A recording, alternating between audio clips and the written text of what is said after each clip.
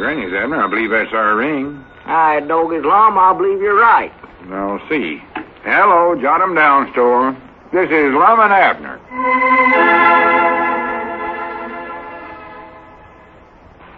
Let's see what's going on down in Pine Ridge. Well, this is the third day of the Winifred Redfield, Cedric Wehunt breach of promise trial. The townsfolk are again crowded into Ira Hodgkin's livery stable, which is serving as the courtroom, to witness the proceedings. Attorneys Skimp and Peabody are seated at the counsel table with their clients and ready to carry on, in spite of the interruptions from Ira's cow and Grandpap's squeaky shoes. As we look in on the little community today, we find Clerk of Courts Milford Spears opening the day's session. Listen. Quiet, please, quiet. The municipal court of the township of Pine Ridge, Arkansas now is in session. Justice of the Peace, Lum Edwards, presiding. All please rise, please. Doggy's Grandpap, look there, old Lum's got his robe pinned up in front this time so he won't trip over it. Did he hurt himself when he fell down yesterday? Well, he claimed he sprained his wrist the day before. I don't actually believe he did, though, because he can't recollect which wrist it was. There he goes again. Who left that banana peeling laying there? Oh, Ulysses must have done that, Lum. Long as we're holding trial during the lunch hour, he has to eat his lunch while he's sitting on the jury, you know. Oh, well, Ulysses, watch you where you throw them peelings after this. Okay. Don't help me, Abner. I can get up by myself. Oh. Tell everybody to sit down, Grandpap. Oh, please be seated, please. Good afternoon, everybody. Hi, Miss Barton. Miss Barton. Mr. Clerk, is the jury all present? Uh-huh. I was asking the clerk. Oh, are they, Grandpap? Uh-huh. Yeah. Good. We'll now proceed with the trial pending before the court. Per to it, Winifred Redfield versus, again, Cedric Wolfgang Wehunt for breaching a promise. Plaintiff suing for $1,000 heart bomb. All right, now... Your Honor, I would like to make a request, please. All right, what is it, Squire? I mean, counsel for the plaintiff. May it please the court? I would like to have that cow kept quiet today and be prevented from interrupting the proceedings every 2 minutes. Well, I believe we've already taken care of that, Squire. Has the counsel for the defense fed Ira Hodgkin's cow yet? Yeah, I done fed her, Your Honor. Good. Has the counsel for the defense set the alarm clock so we can get back to the store on time? Uh-huh. Good. Let us proceed, then. Squire, call your first... wait a minute. Mr. Clerk, go over and wake up Grandpa Masters in the jury box. All right, Your Honor. All right, Squire, call your first witness. We would like to call Charles Redfield to the witness stand. Grandpap, I thought I told you to wear different shoes today. We can't hear nothing in here with that squeaking going on. I'm having mother's hassle. Oh, well, tell them to hurry up and get it done, then. Who'd you want to call, Squire? Charles Redfield, Your Honor. All right, come on up to the witness chair, Charlie. Don't forget what I told you now, Charlie. Don't worry about me. Hurry up, Charlie. Me and Abner got to get back to the store pretty soon. That's it. Sit right there. I know where to sit. Wait a minute. The clerk ain't swore you in yet. Grandpap, come over here and swear Charlie in. All right, but I ain't got Grandpa Masters woke up yet. Well, let him sleep. One of the jurors can tell him what happens today. I do, Miss Clayton. Well, I wish there was a pinball machine in here. Be quiet, Cedric. Be quiet. All right, Charlie. Raise your right hand. In the testimony you're about to give before this court, you swear to tell the truth, the whole truth, and nothing but the truth, so help you. How are you, Charlie? I do. Oh, pretty good. State your name, Charlie. Charlie Redfield. All right, sit down, Charlie. Yeah. All right, Charlie's ready. Go ahead, counsel. Yes, thank you.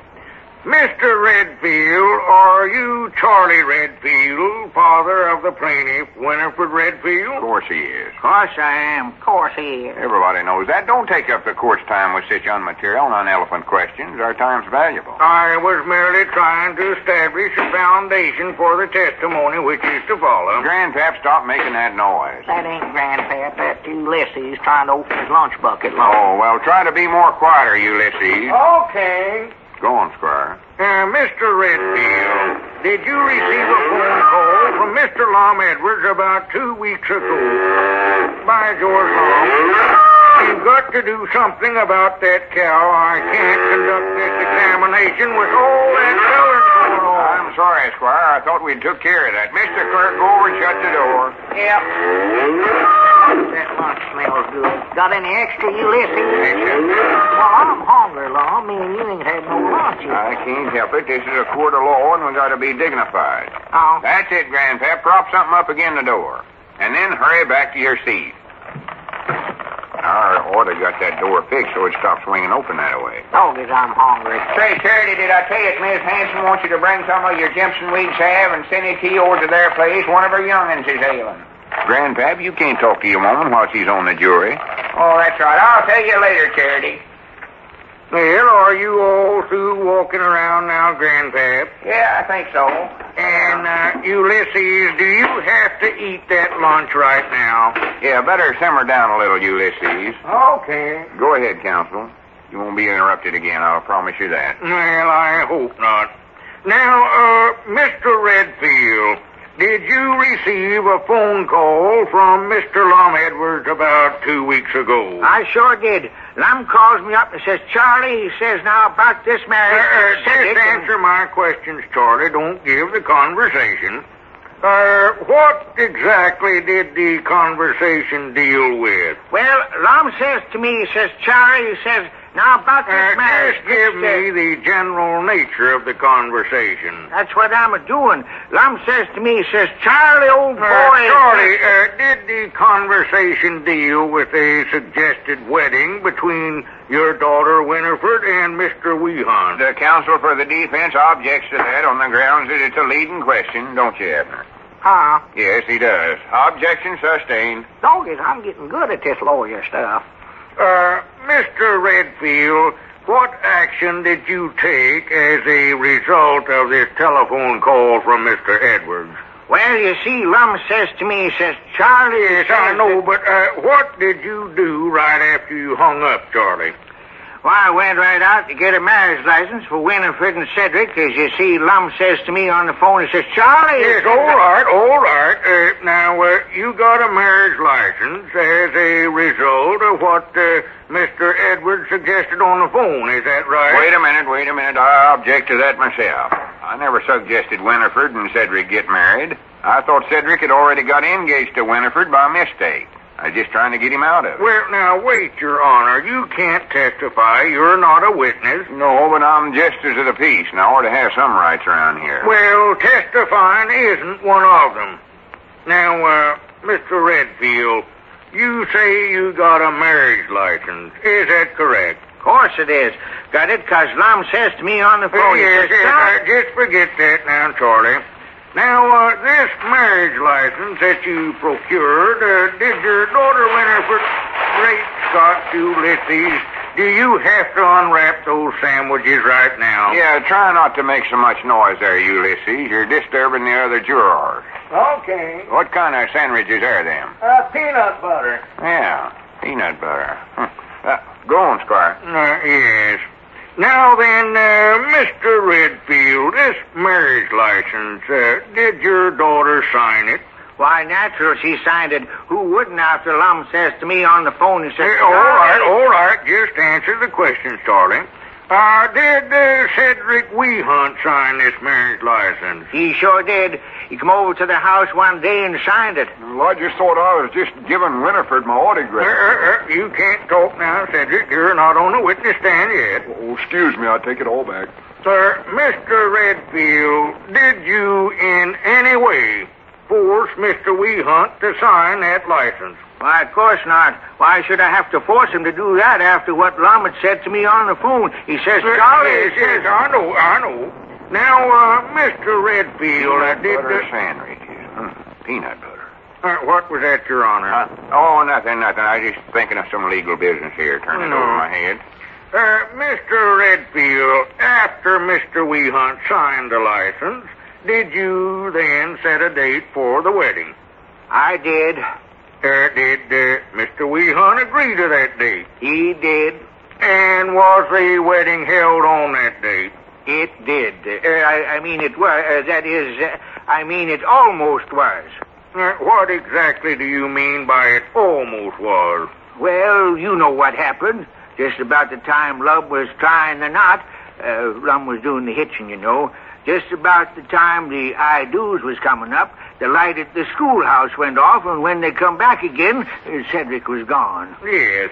Now, as a result of this, was your daughter considerably disturbed and upset? Oh, my, yes, upset something terrible. My poor little daughter will never be the same again, never. She's going to have a nervous breakdown any minute. Oh, the poor girl. All right, Tony. Don't overdo it, Tony. All right, that's all, Mr. Redfield. Cross-examine. That means you, Abner. Huh? Ask Charlie some questions now. It's your turn. You're counsel for the defense here. Oh, questions, yeah. How's your brother Ernie, Charlie? No. I asked him questions about the stuff Squire's just asked him. Well, Squire's done ask him all that long. Yeah, but Charlie is wrong about some of the answers. I object to these comments from the bench. Objection over reinstated. This court's trying to get at the truth, and I'm going to see that it succeeds, too. Even if I have to keep this trial running for the next 50 years, I'm going to see to it that... See... Granny's Ulysses, is that hot coffee you got there? Yes, good and hot, too, huh? Got quite a bit of it, too, ain't you? Well, quite a little. Court's adjourned till tomorrow noon. Adjourned? The alarm clock ain't rung yet, long. I can't help it. Court's adjourned. All the jurors are now excused till tomorrow noon. All except Ulysses S. Quincy. Court wants to see Mr. Quincy back in the judge's chamber for a second. Granny's coffee and peanut butter sandwich.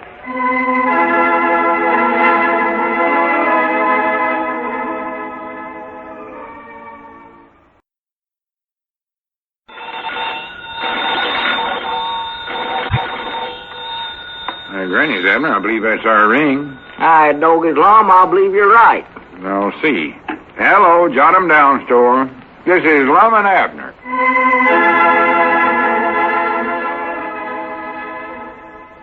No? Let's see what's going on down in Pine Ridge. Well, the Winifred Redfield Cedric Wehunt breach of promise trial is now on its 4th day.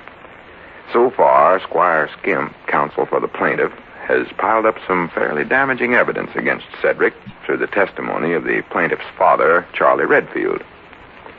As we look in our little community today, we find the courtroom again jammed with the townsfolk, and the counsel for the defense has just concluded his cross-examination of Mr. Redfield. Listen. All right, Charlie, that's all. You can leave the witness stand now. The defense counsel's done cross-examining you, ain't you, Abner? I don't know, am I? Yeah, you are. Well, good for me. Just go back to your seat, Charlie. All right, Squire, call your next witness. Yes, Your Honor. Next, we would like to call Cedric... Oh, wait a minute, Squire. Before we continue, I want to make a couple of public announcements. Your Honor, I object to these constant interruptions. They're obstructing justice. That's what they're doing. Well, these announcements is important. First, it's Ira's cow. Then it's Grandpap's squeaky shoes. Then it's Ulysses S. Quincy hammering on his lunchbox. No member of the jury ought to be eating during the trial anyway. He's supposed to be listening. Well, this is the only chance Ulysses has to eat during the day. What have you got for lunch today, Ulysses? Jolly sandwiches and a deviled egg, Lum. See there, Squire? Them's good, quiet victuals. Ulysses won't bother you none today. And these public announcements won't take long. Well, I hope not. My hay fever's liable to start up again if I have to hang around this liver stable many more days. Ladies and gentlemen, I want to announce that next coffee coupon's good now, and Grandpap, that don't mean cigar coupons neither. No, just stop bringing them over there to the store, Grandpa. I'll bring them over if I want to. All right, can we get back to the trial now, Your Honor? Just a second. Here's the most important announcement. Mr. and Mrs. Emmett Goshen over north of town are the proud parents of a bouncing baby boy. Hey, doggies, good for them. And by the way, if any of you women folks has got any extra little gowns or wrapping blankets, I know Miss Goshen would appreciate them mightily. Thank you. All right, Squire, go ahead. Well, it's about time. We would like to call Cedric Wehunt to the witness stand. But wait now, Squire, you can't call him. You can't have him testify again himself. I'm not asking him to do that, Your Honor. I'm merely calling him as a witness, and that's permissible under Section 72 of Codex 41, Article 1117B, Paragraph H. Huh. You sure about Paragraph H? I looked it up this morning. Oh, well, all right then. Go ahead. Come on up to the witness stand, Cedric. Yes, Mom. Swear him in, Mr. Clerk. Grandpa, that's you. Oh, yeah, sure. Wait a minute. Don't sit down yet, Cedric. Grandpap, you can swear him in from where you're at. You don't need to walk all over the courtroom to do it. You can't hear my shoes if I stay in one place. Raise your right hand, Cedric. In a testimony you're about to give before this court, do you swear to tell the truth, the whole truth, and nothing but the truth, so help you? Yeah, go on, Cedric. Say I do. This won't get me married to Winifred, will it? No, of course not. I'm scared to say I do. Well, it's all right. I do. Yeah. Abner, did you forget to feed Iris cow today? Well, I'll put the feed in there for her. Yeah, she'll quiet down then. Just sit down in the witness chair there, Cedric. Yes, Mom. All right, counsel, proceed. Mr. Weehunt, you are the defendant in this case, are you not? Well, I don't know what I am. Yeah, he is a defendant, Squire. I'll stipulate that. Or whatever the word is, guarantee it. All right. Mr. Weehunt, I have here a piece of paper which has been entered as plaintiff's exhibit number 1. It is a marriage license. Now, I want you to look at this and tell me if you've ever seen this before. Yes, Mom, I believe I have seen it before, I think. Now, you will notice that there are several signatures on the license. Can you identify any of these signatures? Mom. I'll reframe my question. Is your signature on that license? No, Mom. Boy, I don't think so, but right here's where I signed it, right there. Well, that's the same thing, Cedric. Now, were you of sound mind when you signed this? Mom? I mean, were you mentally alert? No, Mom, not that I know of. I don't think you understand the question, Cedric. I mean, at the time you signed the license, you were perfectly sane. You knew what you were doing, didn't you? No, Mom, I thought I was giving Winifred my autograph. Your autograph? Yes, Mom. Couldn't you see what you were signing? The license was right there in front of you. Didn't you have an opportunity to read it? Well, I don't read much, hardly. Except Gilbert the Boy Trapper and the funny papers. Prune Face, I like him pretty well. Just answer my question. Hey, Cedric. what happened to Prune Face this week? I ain't seen the paper, I don't think. He fell out of a taxi cab. He was chasing Dick Tracy, don't you recollect? No, boy, it was Mr. Junior he's chasing. Oh, that's right. Yeah, Junior. And then Prune Face fell and broke his arm and No, it was his leg he broke. I recollect now. Right leg, I believe. It was his arm. I know what it was. You're wrong, Abner. It was his leg. How do you know what it was, Snake Hogan? Did you see the funnies this week? Of course I did. I don't believe it. Yeah, I seen him over at the drugstore. It was his leg, wasn't it, Ulysses? Okay. Of course it was his leg. Of course, the dog with the sweater on was down there, and he's trying to take the sweater off of him. I recollect that. I still think all of you is wrong. Did you see the funny paper this week, Miss Barton? Order in the court, order in the court. This ain't got nothing to do with the case we're trying here. Besides, it was his leg, Abner. I know it was, because I recollect... My George Lum, I'm not going to stand for this another minute. My client isn't getting a fair trial. How can I fight this case if I have to fight prune face and cows and jelly sandwiches and I don't know what all? Now, if things don't change around here, I'm going to get a change of venue. I'll take this case to the Supreme Court. Now, what do you think of that? Well, now, wait. I'll do it. Just simmer down. There won't be no more interruptions. I'll see to that personal. Fact is, the next feller that interrupts is going to get fined for contempt in the court. All right, Squire, you're safe now. Go ahead. Well, all right. Don't forget my warning, though, Your Honor.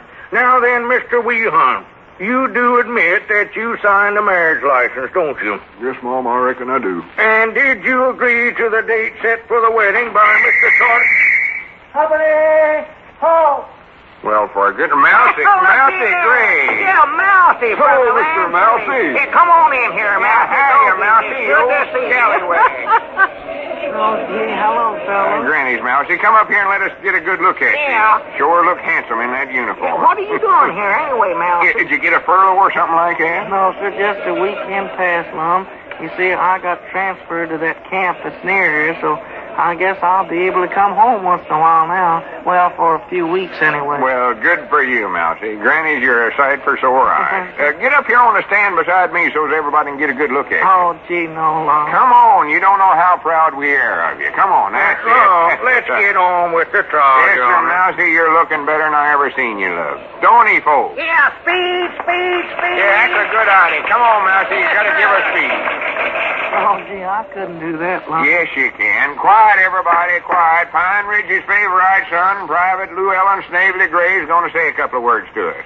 All right, Mousy. Yes, sir. Well, gee, I'm so happy to see everyone here at home again that I just don't know hardly what to say. Oh, tell us all about the camp and what you fellers do and what you need and all. Well, sir, they give us about everything we need, Lum, but, well, there are two things that all of us want. One of them is letters from home. I'll tell you, folks, you just don't know how much those letters mean to us fellas in the Army. We just, well, sort of live for those letters, I guess. That's exactly what I've been telling Abner. Oh, what's the other thing, Mousy? Well, it's hard to explain, but I think it's this, Lum. We all want to know that the folks back home are doing their part. Exactly what do you mean by that, Mousy? Well, I'm not quite sure, but, well, some of the fellas in our camp were sent to Africa. One of them is going to get a medal when he comes back. And 5 of them, well, there's 5 of them that aren't coming back, Lum. Grannies. And when that happens to fellas you know, well, you just sort of get to wondering. You wonder why that they should have to give so much. And when that happens, why, you wonder why folks back home kick about little things like rationing. You wonder if they're doing anything to match up with what those 5 fellas have done. You wonder, well, you just wonder if the folks back home are doing their part. Well, Mousy, you can just stop wondering about the folks here in Pine Ridge right now. We'll never in the world be able to match up with what your friends have did for our country, but I granted we can see to it that you and the rest of the soldiers can have the best guns and stuff to fight with. Can't we, folks? Yes, sir. I want everybody in this court to go out today and buy the biggest war bonds you can afford. Fact is, I want you to buy a bigger one than you can afford. The sacrifice is mighty small compared to what them 5 have give. Special when it ain't no sacrifice at all buying bonds. It's an investment. Well, just a minute, though, Lum. This won't do enough good. What do you mean, Mousy? Well, those bonds would buy our bullets for this week, but what about next week and the week after that? Grannies, that's right. Our captain said that we have to be the best equipped army every week to win this war. Yeah, he's right, too. Yes, sir. Folks, I got a better idea. Instead of buying them bonds today, I want everybody listening to me to go to whoever you're working for and tell him to take so much out of your salary and put it in war bonds every week, regular. That's the only way to do it. Fact is, I'm going to adjourn the court so you can all do it right now. Court's adjourned. Well, now, wait a minute, Lum. You can't do this. How about the trial? The trial? Listen, Squire, we've got something bigger to win than the trial. Something a whole lot bigger. We've got to win this war. And buying war bonds is the best way I know to do it.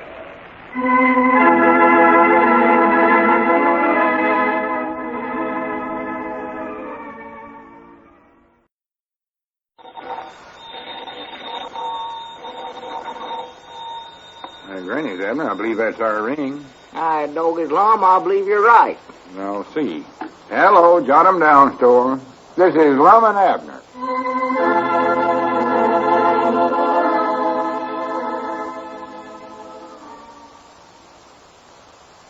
And now, let's see what's going on down in Pine Ridge. Well, the 5th day of Cedric's breach of promise trial is now over, and things are looking quite encouraging for the plaintiff, Winifred Redfield, and her counsel, Squire Skimp. Cedric's performance on the witness stand lessened his chances for a favorable verdict quite considerable. As we look in on the little community today, we find Justice of the Peace, Lum Edwards, and Attorney Abner Peabody back in their jot-em-down store and library after a hard lunch hour in court. Listen. Grannies, it's good to be back to the store. Wore to a frazzle. Wore to a frazzle. Well, what are you so wore out about, Lum? All you do is just sit up there on that judge's stand. That ain't no hard work. Well, no, it ain't no physical work, but I have to do a lot of brain work. Brain work? Over restraining Squire's objections and all that legal stuff. Oh. Sitting there trying to study up legal words to use. Tires a man out. It does, huh? Oh, yeah. Well, how do you think we're doing so far in the trial, Lum? Well, to be honest, Abner, I don't think we're doing good. We ain't. No, I'm feared not. Oh, my. Well, the squire's bringing out an awful lot of testimony from Cedric. Yeah. He's got that marriage license that Cedric signed, for one thing. Yeah, but now Cedric never knows what he was signing, Lum. That don't make no difference. He signed it. Yeah. The squire's got witness that seen him do it. And they all claim Cedric knowed what he was doing. That's the worst part about it. Yeah, but now maybe the jury won't believe them, though. Maybe they'll believe Cedric instead. Well, that might go for old Charlie Redfield, but not for his woman.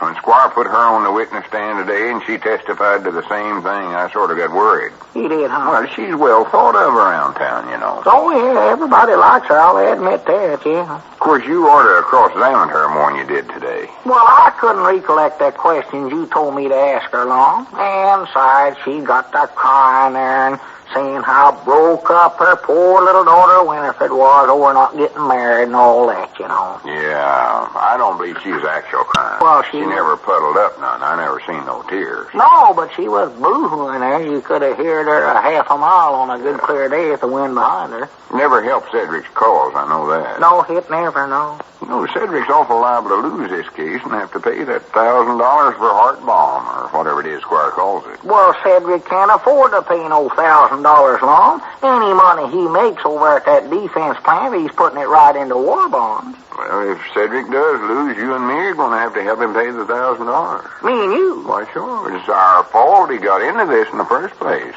Well, yeah, I reckon it was, sort of. Well, what we can do is figure out how to win the case. Or that is, you do, as long as you're Cedric's lawyer. Yeah, I got to figure that out. I sure have. What I'm putting the most dependence in is Wimpy Foster's testimony. Wimpy, huh? Yeah. Well, that was our ring, wasn't it? I don't know. I never noticed I'd listen to you. I'll see, though. Just yeah, I'll see what. Hello, John. I'm downstairs, library. Abner Peabody doing the talking. Oh, hello, Ulysses. Did you enjoy the trial today? Uh-huh. What's that? I think so, Ulysses. Just a minute, I'll ask Lum to make sure. What's troubling Ulysses? He wants to know if the meeting of the Golden Era Discussion Club is supposed to be at his place tomorrow night. It is if he don't think up no new excuse. Hello, Ulysses? Lum says yeah. Huh?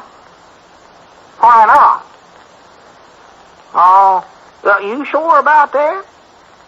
Well, just a minute. I know. Another excuse. He says we can't have it at his place. It's got something stuck in the top of the stovepipe and the parlor's full of smoke, he says. Prattle. And he says we can come over there and see for ourselves if we don't believe him. Well, maybe it's so, then. Ask him why he don't climb up on the roof and clean out whatever it is that's clogging the stovepipe up. Yeah, that's a good idea. Hello? Why don't you climb up on your roof, Huh? Oh.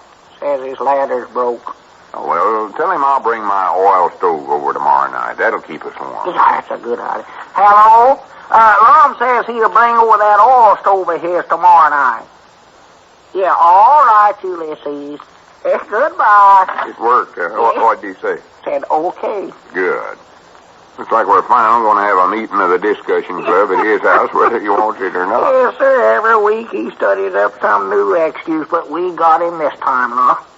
You know, if he wasn't such a brainy feller, I'd almost be in favor of resigning him from the club. Yeah, but we need him for them discussions, Lum. Oh, yeah, I know we do. What was you saying about Wimpy Foster's testimony there for the phone, Lum? Oh, I said I was putting a lot of dependence in that. Yeah, huh? Yeah, when you put Wimpy on the witness stand, he can tell how he sort of kidnapped Cedric away from the wedding. That'll show that Cedric didn't just walk out of it by himself. Well, will that help? Why, sure. At least I think it will. Well, here, all right, Doggies, let's put Wimpy on the stand tomorrow, then. Well, we can't yet. We gotta wait till Squire's through with his witnesses first. Huh? The plaintiff gets to be first, you see. Well, what evidence has Squire got? Well, I don't know for sure. I think Sister Simpson's going to tell how she decorated the church all up for the wedding. And I believe he's got some doctor that's going to testify how broke up and nervous Winifred is. Not Doc Miller? No, it's some doctor I never even heard of before. Well, why don't they get Doc Miller? He's right here in town. He's the best one I ever know. I don't think he'd testify on their side, that's why. Oh, more like that. Just twixt me and you, I don't think Winifred's having no nervous breakdown because Cedric breached a promise. You don't, huh? Nah, of course not. Get the phone, Abner. That's our ringing. Oh, yeah. Hello, John. I'm down to one library, Abner. Huh? Oh, what is it, Ulysses? Oh, him again. Your aunt. Some other excuse. What aunt? Oh. Uh-huh. Well, now, how could that make her sick?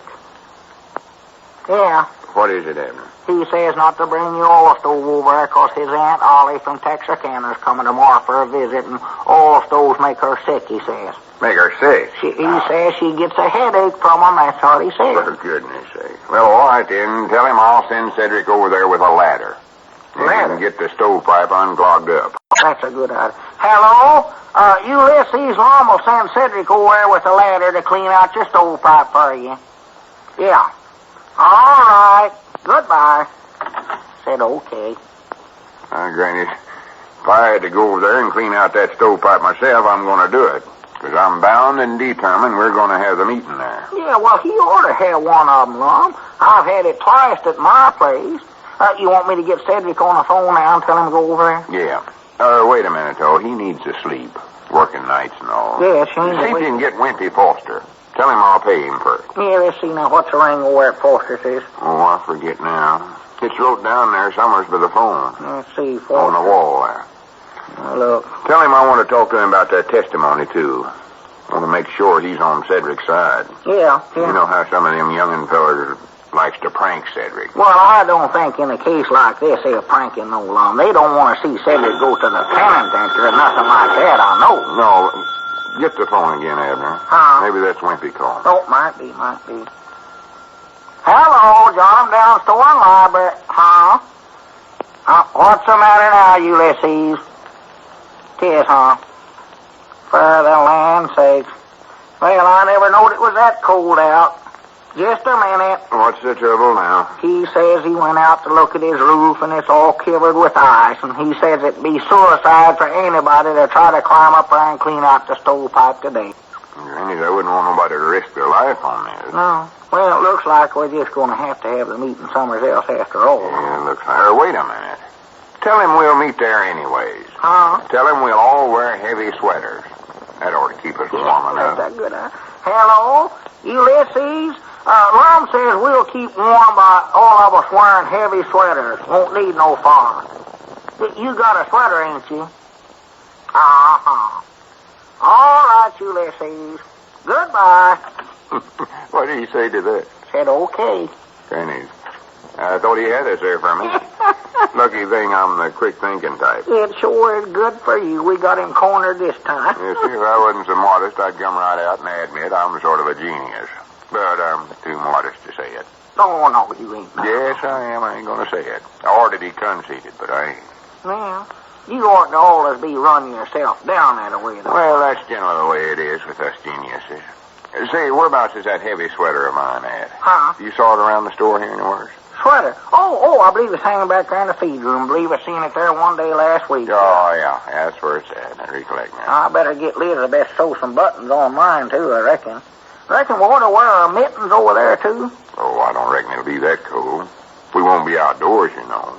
And it might warm up a little by tomorrow. I believe I'll take my mittens along just in case, so that place, Ulysses, it ain't any too warm when the stovepipe ain't clogged up. He's too stingy to put enough wood in there to get you warm. No, I wouldn't say that about him, Abner. After all, he's a feller member of our club. And he's awful brainy and one of the best discussers we got. Just the same, I'm wearing my mittens.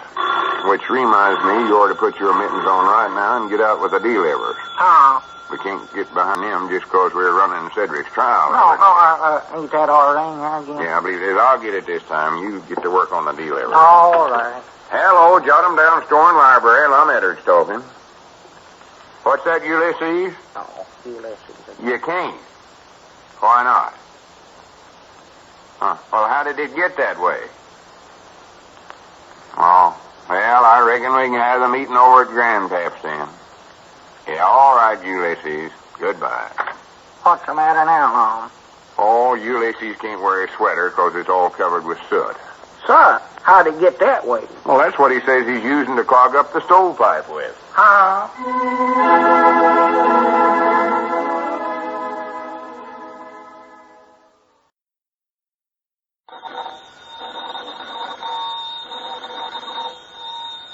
Granny's, Abner. I believe that's our ring. I doggies, Lum, I believe you're right. I'll see. Hello, jot 'em down, Store. This is Lum and Abner.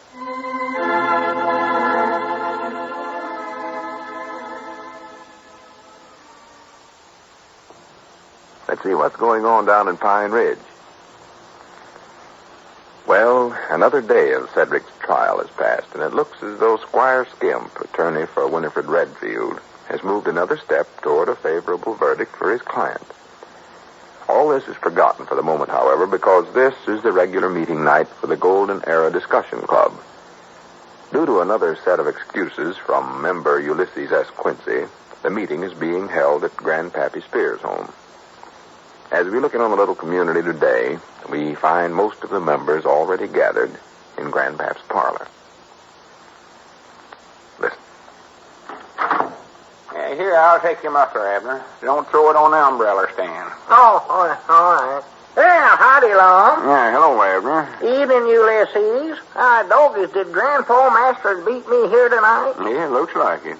He said he wanted to get some sleep in before the meeting started tonight. You mean that he's actually planning on waking up and joining us in the meeting for a change? No, but he claims the last couple of meetings was so short he just barely did get time to get to sleep when it was time to wake up and go home again. Oh, This way he can sleep longer. for the land's sake. I still say we oughtn't to let old codgers like him in our club. He's a month and 4 days younger than you, Grandpa. Now, wait, let's don't get that argument started again. We want to keep these meetings on a friendly base. Well, I'm for that, and I never meant to do no arguing. I was just telling the truth. That's what Well, I you said. weren't no... I was, Donnie. Peabody. I'll show you the birth records to prove it. If I had them, I would anyway. Yeah, if you I'm had at 'em. least 9 months younger than Grandpa Masters. Somebody at the door there. Oh, yeah, but someday I'll get them birth records. Peabody, and I'll show you... Oh, come in, Cedric. I'll show you where you're wrong. Yes. Well, howdy, Cedric. Howdy, Mr. Abner. Mr. Long, Mr. Grandpa, Mr. Ulysses. Okay, Cedric. You're late again tonight, Cedric. Can't expect to get yourself cultured if you're going to be late to all these meetings. Yes, Mom, but I couldn't leave right in the middle of a pinball game. Pinball. Now, Cedric, you'll never get cultured playing that pinball machine. Oh, Mom, I know I won't. Not with the low scores I've been making lately, I know. Though I made a single good score since my trial started. Yeah, I believe I must be worried, I think. Well, you ought to be worried, Cedric. Lum says you might lose this breaching of promise soon. Abner, don't say such things as that. That's what you Cedric, said. don't you worry now. Squire ought to be done putting his witnesses on the stand tomorrow, and then Abner couldn't put Wimpy Foster on there. And he can tell how everything actually happened. Will I win then? Well, I can't guarantee it, but Wimpy will help your case awful lot, I can tell you that. Who was that doctor Squire put on the stand today? I never did get his name. Me neither. I don't believe he's actually a doctor. He don't look like none. No, he don't. I never believed nothing he said, neither. He never, huh? If Winifred Redfield was in such a broke-up condition as he claims she was, she wouldn't have been able to sit there in the courtroom. Why, of course she wouldn't. Way she giggled every time anybody looked at her. Never looked to me like she was nervous and upset from Cedric leaving her at the church. No, and here's another thing. Wait a minute. We ain't supposed to be discussing this case in front of Ulysses and Grandpa Masters. They're on the jury. Oh, yeah, that's right. Of course, Grandpa's asleep, though. Yeah, he might have heard us, though. You'll forget all this, won't you, Ulysses? Okay. By the way, you left your lunch pail in the jury box today, Ulysses. You can pick it up tomorrow. Okay. Well, I reckon we better get the meeting started. I got a good subject for the discussion tonight. I hope it's a good, high-class, cultured one. That's what I like. Sit down, Cedric. Just one. Well, here we go. The 5th meeting of the Pine Ridge Golden Era Discussion Club will now come to order. All them present at the meeting, please signify with the same sign. Hey, okay. And nudge Grandpa Masters there, Abner. I don't mind him sleeping, but I don't want him snoring to interrupt us now. Yeah, I'll stop him. We'll now have the reading of the minutes of the last meeting. All right, Mr. Secretary. Yeah, well, wait till I get him out of my pocket now. Yo, Adam's got a haircut today. I seen him down at the barber shop. Uh-huh. Where'd I put them things? Oh, here. I said hello to him, and he said hello. Nice feller, Gilroy. The 4th meeting of the Golden Era Discussion Club was held at the home of Abner Peabody. Looks like they're all held there. And was presided at by President Edders. the high-class culture subject of Leonard Benke's painting, the Mona Lisa, was discussed. It was suggested we use this picture for the Jot 'em Down Store's 1943 calendars, but we finally decided to use a picture of a Indian with a feather in her hair instead. Refreshments were served, and we all come away from the meeting more cultured than when we went in. That's good. Thank you very much, Mr. Secretary. All them in favor of accepting the minutes as read, please signify by the same sign. Hey. Just move. Nudge Grandpa Masters again there, Abner. Yeah. Fellow members, we come now to this evening's discussion, and I know it'll be a good one, just like all our others has been. The subject for tonight is architecture. Archie what? Architecture. Oh. I've got a book here that gives an outline of ancient and modern architecture. I'll read a couple of sentences out of this book just to get us started. Architecture? You know, we ought to get Gilroy Adams to join the club. He's a nice fella. Seen him at the barber shop today. Hush up, Grandpa. Let me read this. In this outline, the author has attempted to trace architectural methods from the earliest are you sure that feller's name is Architecture? I don't recollect nobody with that name around here. Can you, Grandpa? Maybe he means Archie Snyder. Who? Archie Snyder. You recollect him. Lived over there west of Odin. No, I don't believe I do. Worked out there at old Max filling station. Well? Then he quit there to go away to college. Huh. Went 4 years, I believe. Done awful good there, too, his papa said. Well? Then he come back to Odin and finally worked himself back into his old job at Max filling station. Well, good for him. Dogged, I wish I could have went to college. Oh, yeah, me too. Nothing like it. Oh, sure, it's okay. Wait a minute, fellas. Let me read this sentence I started. To trace architectural methods from the earliest mud hut to the modern... Archie Snyder, that red-headed feller that went with Irma Quigley for a while. Yeah, that's someone. Yeah. He was a feller that come back from college with that good idea he learned there. It was based on some scientific principle, he claimed. What idea was that? Oh, he claimed it was better to wear your garters so that place where they fasten onto your socks is on the outside instead of the inside of your leg. On the outside? Such prattle. That's what I say. A feller's leg was made to wear them garters towards the inside. They'd a regular groove right there next to your shin. That's what that was put there for, special for garters. I don't care. Archie Snyder claims this other way is the scientific way to do it. Holds your socks up better. I know it does mine. Do you wear yours that way? Oh, sure. Just look here once. Well, that ought to show you Archie Snyder knows what he's talking about right there. Well, I do know. Look here, Long. Yeah. Do you actually believe that's better way, Grandpa? Of course it is. Just hold your pants leg up once and compare your socks with mine.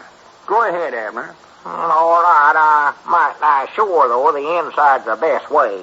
All right, now just look at there. See how your socks kind of wrinkle down on the outside of your legs? Why, yeah, doggy, they do wrinkle there, don't they? Of course, yours wrinkle a little on the inside, though. Yeah, but which side of your ankles do other folks see the most? Outside, of course. So that's the side you ought to keep the wrinkles out of. I never had thought of that before. Mine sort of wrinkle on the outside, too. Believe I'll try that other way once, just for the fun of it. Well, it might be all right for college boys and grandpap, but I ain't going to change. That groove was put in my leg for some reason, and it must have been for the snaps on your garter, so I'm going to stick to it. Pennies, I believe this is a pretty good idea, Grandpa. Of course it is. Archie Snyder says it's based on a scientific principle. Just try it once, Abner. Holds their socks up good that way. Well, I'll try it, but I ain't going to wear them that way regular, though. I know that.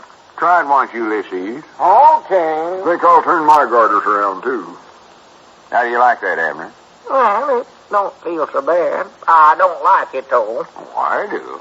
Just stand up once and walk around, though. Seems like it gives your socks more sussport or something. How do you like them that way, Ulysses? Okay. Now, get up and walk around, though. That gives you a better idea how they feel. Okay. Oh, going this idea ain't no good. My socks just fall down. They do. Oh, well, wait a minute, Cedric. You got them on upside down. You can't fasten your socks to them that way. Well, I noticed that same thing. How you reckon that happened, Rickett? Well, here, fix them like Grandpap's got his. Look at there. Of course, it might not work with them garters you got. They don't look like very good ones. Well, they're supposed to be good ones. Man said they was. What's them things made out of? Cellophane? No, Mom, he said they was made out of glass. Glass? Glass garters. Why, glass can't bend that away, Cedric. You got skinned on them. After this, just buy the regular elastic and metal garters. That's my metal garters. I'll recollect. Yeah, do that. All right, doggies, wait a minute. Look at the clock. It's time for the refreshment. Show her the world. Refreshment? Tell Aunt Charity to bring them in, Grandpa. Wait a minute. We can't have refreshments yet. We ain't even started the discussion. Well, we have done it. We've been discussing here for a half hour. Yeah, we've been talking about metal garters. Well, that's a subject, ain't it? That's what you read us out of that book. I never done no such a thing. Fact is, I never even finished the first sentence in the book. Well, don't you recollect, Lum, you read us about Archie Snyder? No, I never. I said architecture. Huh? And that ain't got nothing to do with metal garters, I can tell you that. Now, everybody sit down again, and I'll start reading this book again. Well, I'm hungry. Hey, Chef Abner. In this outline, the author has attempted to trace architectural methods from the earliest mud hut to the modern... Well, I'll be dead blank. What's the matter? Grannies, if I didn't see it wrote down here, I never would believe it. Wouldn't believe what, Lum? They got it spelled wrong, but there it is, plain as day. Huh? They used a I instead of a A. Used a I instead of a A in what? Just listen to this. From the earliest mud hut to the modern metal girders. Why, sure, metal garters. That's what I've been trying to tell you. Come on, Grandpap, get out the refreshments. The meeting's over.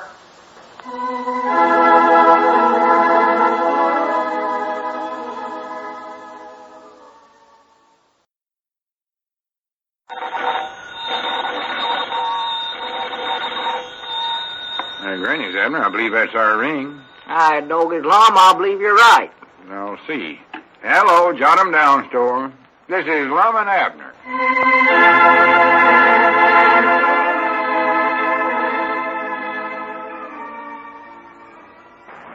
Let's see what's going on down at Pine Ridge. Well, it's about noon in Pine Ridge, and so it's time for Cedric's breach of promise trial to resume. Inasmuch as the trial is drawing to a close, and it is expected that both plaintiff and defendant will bring out their star witnesses today, there's an extra-large crowd jammed into the livery stable courtroom. As we look in on the little community today, we find Clerk of Courts Grandpappy Spears opening the day's court session. Listen. Hey, Municipal Court of the Township of Pine Ridge, Arkansas is now in session. Justice of the Peace Lum Abner's presiding. Sit down, everybody. What do you got for lunch today, Ulysses? Hey, Chef Abner. Afternoon, everybody. Always proud to see such a big turnout for the trial. By the way, Ulysses, what have you got for lunch today? Oh, some sweet potatoes and cornbread, one thing and another, Lum. Sounds good. Try not to get no crumbs in the jury box. Ulysses, Ari Hodgkin's been complaining a little. He says he likes to keep a neat liver stable. Okay. One of the jurors sitting next to Grandpa Masters, prop him up a little higher in his chair, please. Yeah, that's better. Thank you, Miss Clayton. Lum, let's get the trial started. Squire, if you don't address me as your honor, I might just fine you $500 for contempt in the court. Good for you, Lum. Have you fed our cow yet, counsel? Yeah, done fed her, yeah. Then I reckon we're ready to proceed. Yeah. Now take up where we left off with the case of Winifred Redfield versus Ease against Cedric Wolfgang Wehunt for breaching the promise. Plaintiff is suing for $1,000 heart bond. Is the counsel for the plaintiff ready with any more witnesses?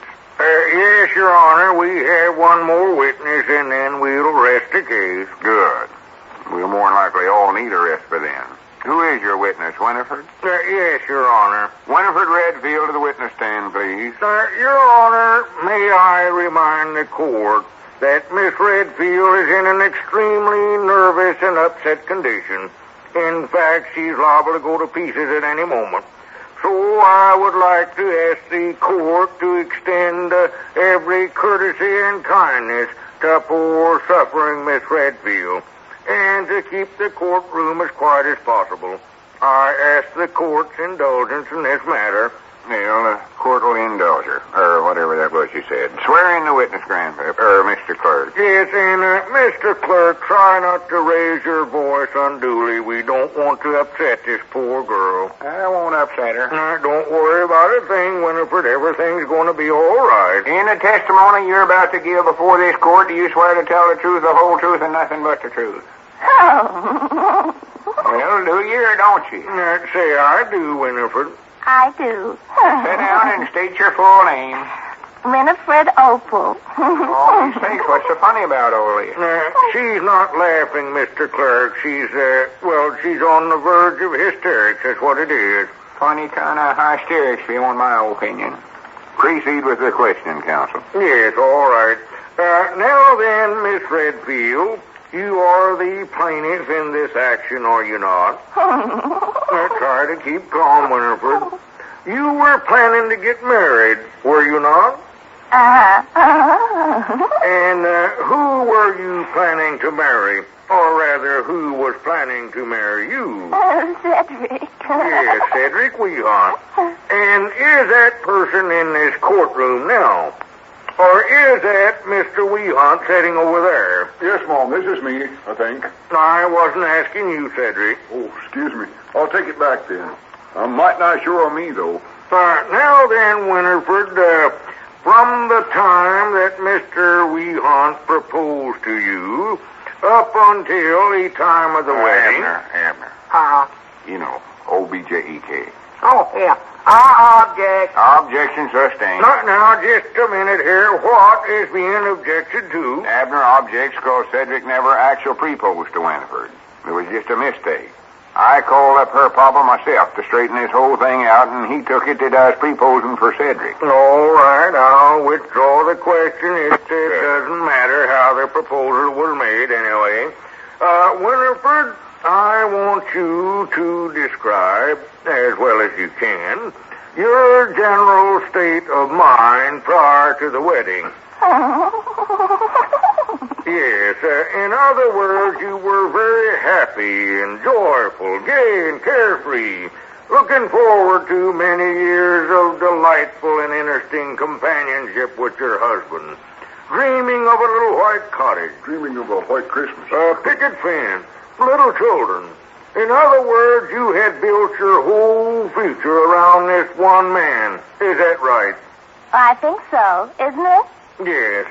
Now, during this period, did Mr. Wehunt speak of love and of the future to you? What were some of the things that he said to you? He said... Must have been an interesting conversation. Yeah, Master. I'll have to ask you fellas to be quiet, I reckon. Now, Winifred, after the wedding turned out so disastrously, after Mr. Wehunt coldly and without regard for your feeling walked out of the ceremony... Abner objects. I object, yeah. Cedric was kidnapped. He never walked out. All right, the point is that he never went through with the wedding. Now, Winifred, after all this happened, please tell the good men and women of this jury here exactly how did you feel. That is, tell them as best you can your general feelings, state of health, and condition of mind. Just tell them in your own words, Winifred. Yes, I understand. You can't even bear to talk about it. What a pity. Well, all right, Winifred, that's all. You may get down off the witness stand now. Wait a minute, Squire. Abner ain't cross-examined her yet. Well, Your Honor, I hardly feel that this poor, frail, delicate girl is in any condition for cross-examination. Well, I don't care. According to the rules of the court, she's got to be cross-examined. Go ahead, Abner. Yeah, let's see now. What did I ask her? No, come up here a second, I'll tell you. I object to this matter of the court and the defense counsel conferring during the trial. It's nothing short of collusion. All right, Squire, I'll put a stop to it. Court will now recess for 1 minute. Now, come up here, Abner. I want to tell you something. Yeah, sure. See if we can get... Now, wait just a minute. Holding a recess doesn't make things... Great God, there's that blasted cow again. Yeah, court's in session again. Go ahead, counsel. Yeah, Miss Winifred, did Cedric Wehunt ever actually propose to you? Huh? I say, did Cedric ever actually propose to you? I object on the grounds that this girl is in no condition to stand up under such a withering cross-examination. Why, you can tell by looking at her she's on the verge of collapse. Aren't you, Winifred? Winifred, I said you're about to collapse, aren't you? Oh, yes. Oh. Oh, what a pity the poor girl collapsed just like I thought she would. Hurry up, give me some water. Help me get her up here. Yeah, Help me, I'll somebody. Get some water. You help him, Abner. Help this poor girl. Oh, the poor girl has all been too much for her. Now, easy, Abner. Easy there. She's very frail and delicate. Doggies, I can't lift her. She's about the heaviest one frail human I ever seen in my life. Wait a minute. Maybe she can make it by herself. Here, let me have her. Are you feeling better, Winifred? Yes, that's it. Now, come on, try to stand up. Charlie, I believe you'd better take your daughter right home and put her to bed. She's in a serious condition. Yes, now, come on. That's it, Winifred. Go with your father. Well, wait a minute, Squire. Abner ain't done cross-examining her yet. Good grief, man. You can't expect this poor little girl to go through any more than she already has, surely. Now, get her home as fast as you can, Charlie. Goodbye, Winifred. I'll see you later. Oh, just listen to that pitiful little cry of hers. Sounds like a mournful... Oh, drat that cow. Yeah, here's the water. Where about She went home with her paw. Here, give me the water, Grandpap. I've been thirsty all day. I'm very sorry this happened, Your Honor, right in the middle of the cross-examination, but these are things over which we have no control. No, I reckon not. Well, we'll carry on anyways. All right, simmer down, everybody. Court's in session again. Was that your last witness, counsel? Yes, the plaintiff rest. Good. Now you can get started, Abner. Huh? Get to the truth of this thing. Call Wimpy Foster to the witness stand. He ain't in court yet, Lum. Would you call him on the telephone, Grandpap? Tell him to get over here? Yeah, I'll call him. Yeah, that's the time. Court's in recess till the clerk gets hold of Wimpy Foster. Come up here a second, Abner. Yeah.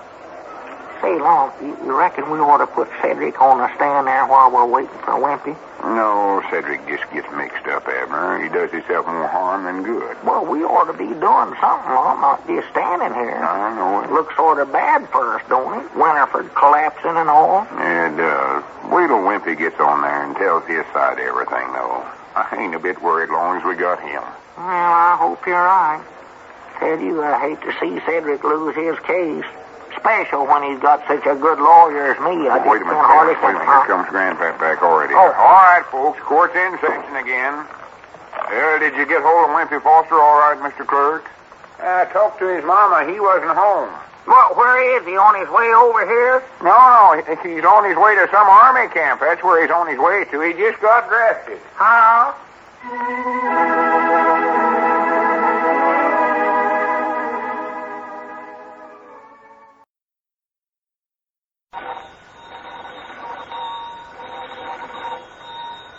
Granny's, Abner. I believe that's our ring. I know his Lum. I believe you're right. I'll see. Hello, jot 'em down, store. This is Lum and Abner.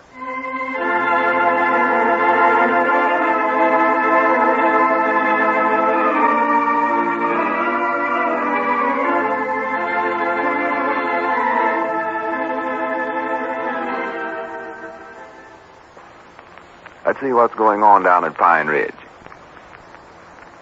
Well, today's lunch hour brings what will probably be the last day of the Winifred Redfield, Cedric Wehunt breach of promise trial. Judging from the evidence presented so far, plus Winifred's collapsing on the stand yesterday and Wimpy Foster getting drafted before he could testify, it looks as though Cedric may be forced to pay $1,000 heart balm to Miss Redfield. As we look in on the little community today, we find Justice of the Peace Lum Edwards and Counsel Abner Peabody talking just outside the courtroom door. Listen. Well, don't you think we ought to find some other witnesses for our side, Lum? No, there ain't nobody nobody else knows about the case except me, and I'm the judge, so I can't be no witness. No. Prentice, I wish Wimpy Foster would have let us know he was leaving for the Army yesterday. We could have put him on the witness stand a day or so early. But it's too late to worry about that now. Yeah, well, what do we do now, Lum? Well, all he has left to do now is for you and Squire to make your final arguments to the jury. And the whole thing's up to the jury. Oh, my goodness, I just hope they don't believe everything that they hear in this trial, Lum, for I'm feared they ain't going to vote for Cedric. Not after what Squire's had to say so far. Well, I'll admit it don't look any too good for Cedric. A whole lot depends on how good a speech you make to the jury today. Well, I'll do my best. I ain't much out loud talker, though. You know that, Lum. No, but the folks in the jury all know you, and they know you're honest and upright and all that. And I can't say that much for Squire. No. Just tell them facts that I wrote out for you, and it'll help some, I think. You can recollect that stuff I wrote down, can't you? Yeah, I believe I can. I run over it a couple of times at home last night. Had little Pearl and Elizabeth listen to me. Told them to listen good and see if my speech swayed them over to Cedric's side. Well, did it? I don't know. They both went to sleep. Oh. Ernie, that don't sound so good. Wait a minute. I believe I hear Grandpap calling the court to order. We better get on in the liver stable. Courtroom, I mean. Yeah, I reckon we better. Come on. Yeah. Yeah, there's Grandpap fixing to give his spiel there now. The municipal court of the township of Pine Ridge, Arkansas is now in session. Justice of the peace, Lum and Abner's presiding. Simmer down and all please rise, please. Yeah, howdy, Grandpap. Yeah, howdy, Abner. Hello, Cedric. How you feeling today? Boy, I'm Norris and jumpy as a rabbit's nose, I think. Well, now, don't worry. I'm making my speech for you today. Well, that's what I'm worried about mostly, I think. All right, everybody be seated.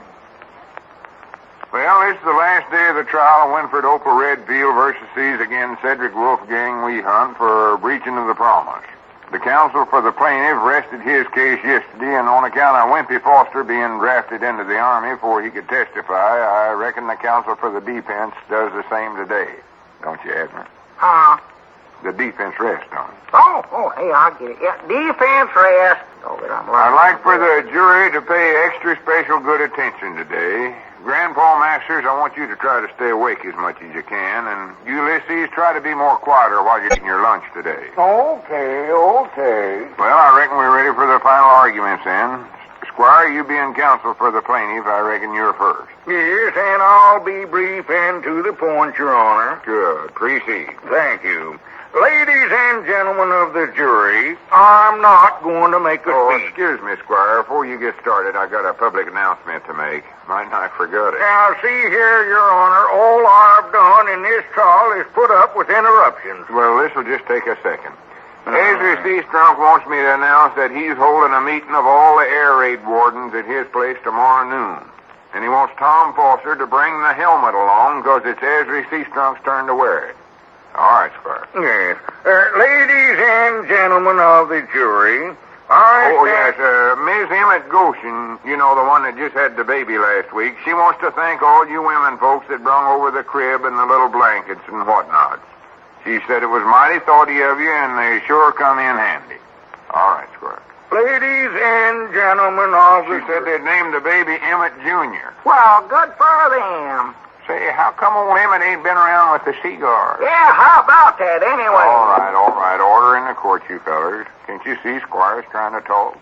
Go ahead, Squire. I'll see that they don't interrupt you again. Now, you're sure that won't inconvenience you, Your Honor? No, fair to do it. And anyways, everybody gets a fair trial in this court, no matter who they are. Proceed, counsel. Ladies and gentlemen of the jury, I'm not going to make a speech to you, as I said before. In fact, I don't think I need to.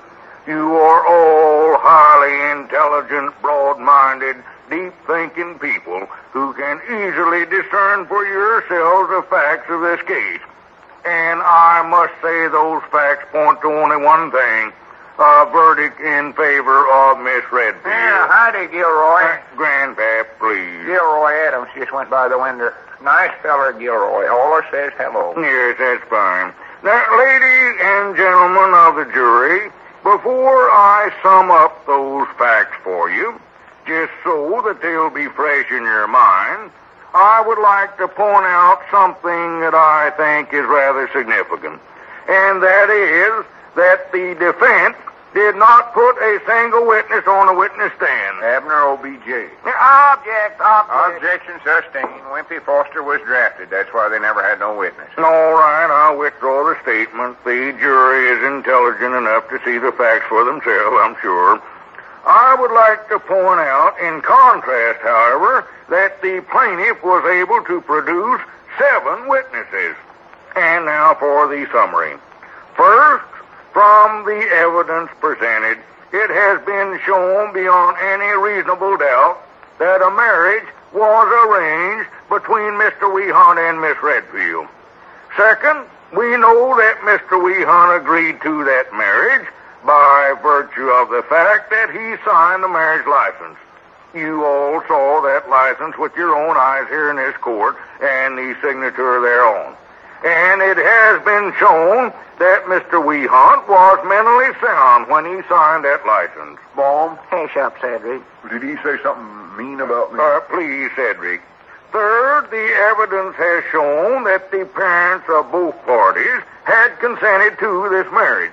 And the testimony of Mrs. Simpson revealed how there was great preparation for the wedding. We know from the evidence that the wedding was started, the ceremony being conducted by His Honor Justice of the Peace, Lum Edwards. Hey, hello, Gilroy. There goes Gilroy past the window again. Sure is a nice fella. Friend. Quiet, Grandpap. And we all know what happened at that wedding. All it says hello to me. Before the ceremony was concluded, the lights in the church went out, and when they came on again, Mr. Weehunt had disappeared. In other words, he had broken faith with one of the sweetest, the loveliest, the most charming and innocent... Ulysses, please stop eating and pay attention to me. The most delicate and lovable young girl that Pine Ridge has ever known. She's got the biggest teeth in town, too. What's that? Quiet, Cedric. I do not need to tell you, ladies and gentlemen of the jury, what a tragedy this has been in poor Miss Redfield's life. The doctor who testified here in this court told you in medical terms how this unfortunate girl has been suffering untold tortures, how she has been left broken in mind and body, a mere empty shell, a withered flower, once beautiful and delicate, but now withered and torn, never to... Lum, now, if you don't do something about that cow, I'm walking out of this belongs court. to Harry Hodgkins, and this is his liver stable. Nothing I can do about it. Proceed, counsel. Members of the jury, you saw Miss Redfield try to testify yesterday. You saw how hysterical she was, and you saw her collapse under the strain of this terrible ordeal. At this very moment, that poor, broken-hearted, withered flower is lying at home half unconscious. Her doctor is with her constantly, and at great expense, I might add, too, trying to revive the withered flower. If there was one ray of hope, one slender ray of hope, that she could ever be gay and carefree again and enjoy life, I would not be here asking you for your verdict. But as that ray of hope is denied us, I respectfully ask you, ladies and gentlemen, on behalf of my client, Mr. Winifred Redfield, the withered flower, that you bring in a verdict in her favor. I thank you. Gurney, that was a good speech, Squire. I have to admit to it. All right, now it's your turn, Abner, counsel for the defense. Go ahead, Abner. Dogged Lum, after listening to Squire, I believe I'm sort of on his side now. Abner, don't say that. Get up there and give your speech. Well, all right.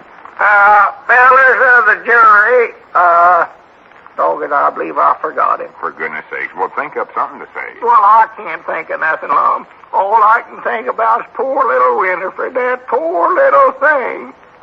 Over there right now, no telling what's happening. Don't beat the bugs are fighting. All right, sit down, Abner. The case is over. Ladies and gentlemen of the jury, before submitting this case to you, it's my duty to give you certain instructions. Abner, go over and get the phone. You get it, Grandpap. I feel too bad. Yeah, I'll get it. Poor little thing. In arriving at a verdict in this case, you're to judge solely on the evidence you've heard presented to you from the witness stand. You'll disregard as testimony anything that was objected to and thrown out, and anything said by counsel. It'll be up to each one of you to decide for yourselves if the witnesses was telling the truth or not. And if you find a witness to be false in one part of his testimony, then you can assume that he might be false in all of his testimony. Grandpap? Was Winifred's doctor. Doctor, oh my goodness, what's happened to the poor little thing? I'd have feared something terrible to happen to her. What's that, Grandpap? He says it's Winifred's doctor, Lum. What'd he say, Grandpap? Well, as near as I can figure out, the withered flower has bloomed again. What's that? I say the withered flower must have bloomed again. The doctor and her just eloped.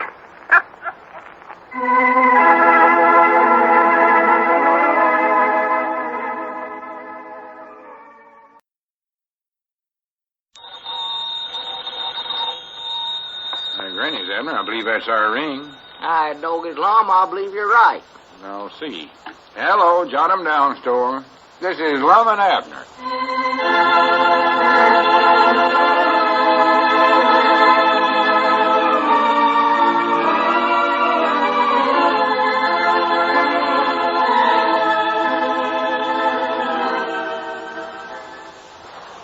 And now, let's see what's going on down in Pine Ridge.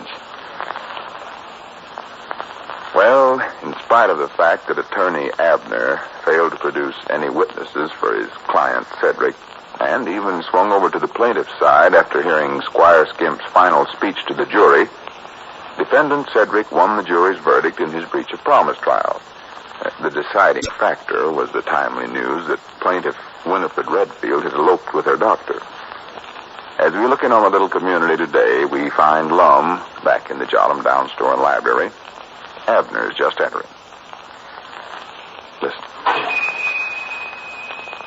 No, there wasn't no mail today, Lum. What now? Oh, well, there was a bill from Grandpa Masters. Bill? Yeah, he wants his money for sitting on the jury during Cedric's trial, he says. Oh, for goodness sakes, he's got an hour sending a bill for that.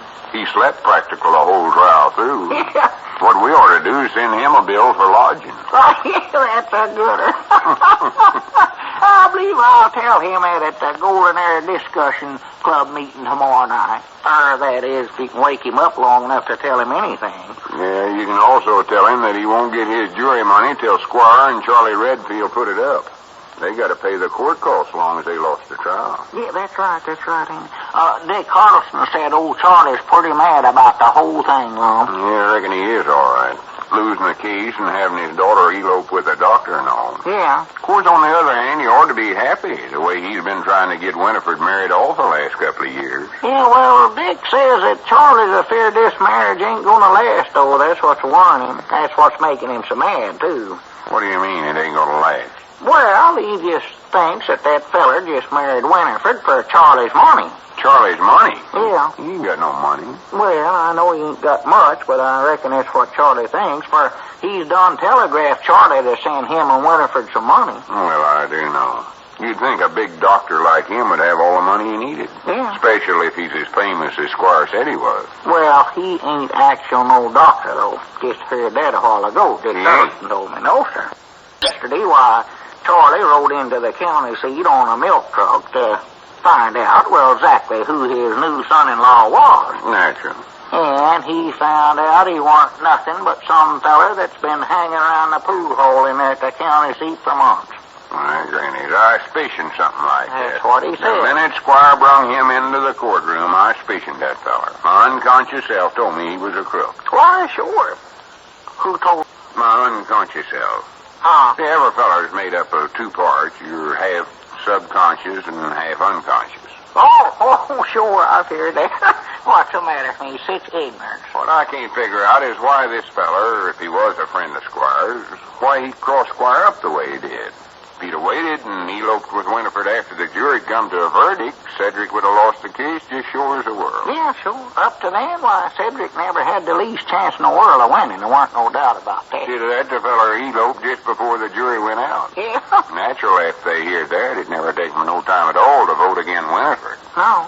I don't understand that feller. Well, Dick Huddleston said that he heard that it was cause Squire had offered to pay this feller a lot of money for pretend to be a doctor, and then right at the last minute, why, Squire backed down on his offer. Never paid him nothing. Well, that might have been it. What he said. But whatever it was, it serves old Squire right. Yeah. Maybe this'll learn him that you can't trust a crook. No matter how dishonest he is, you just can't trust him.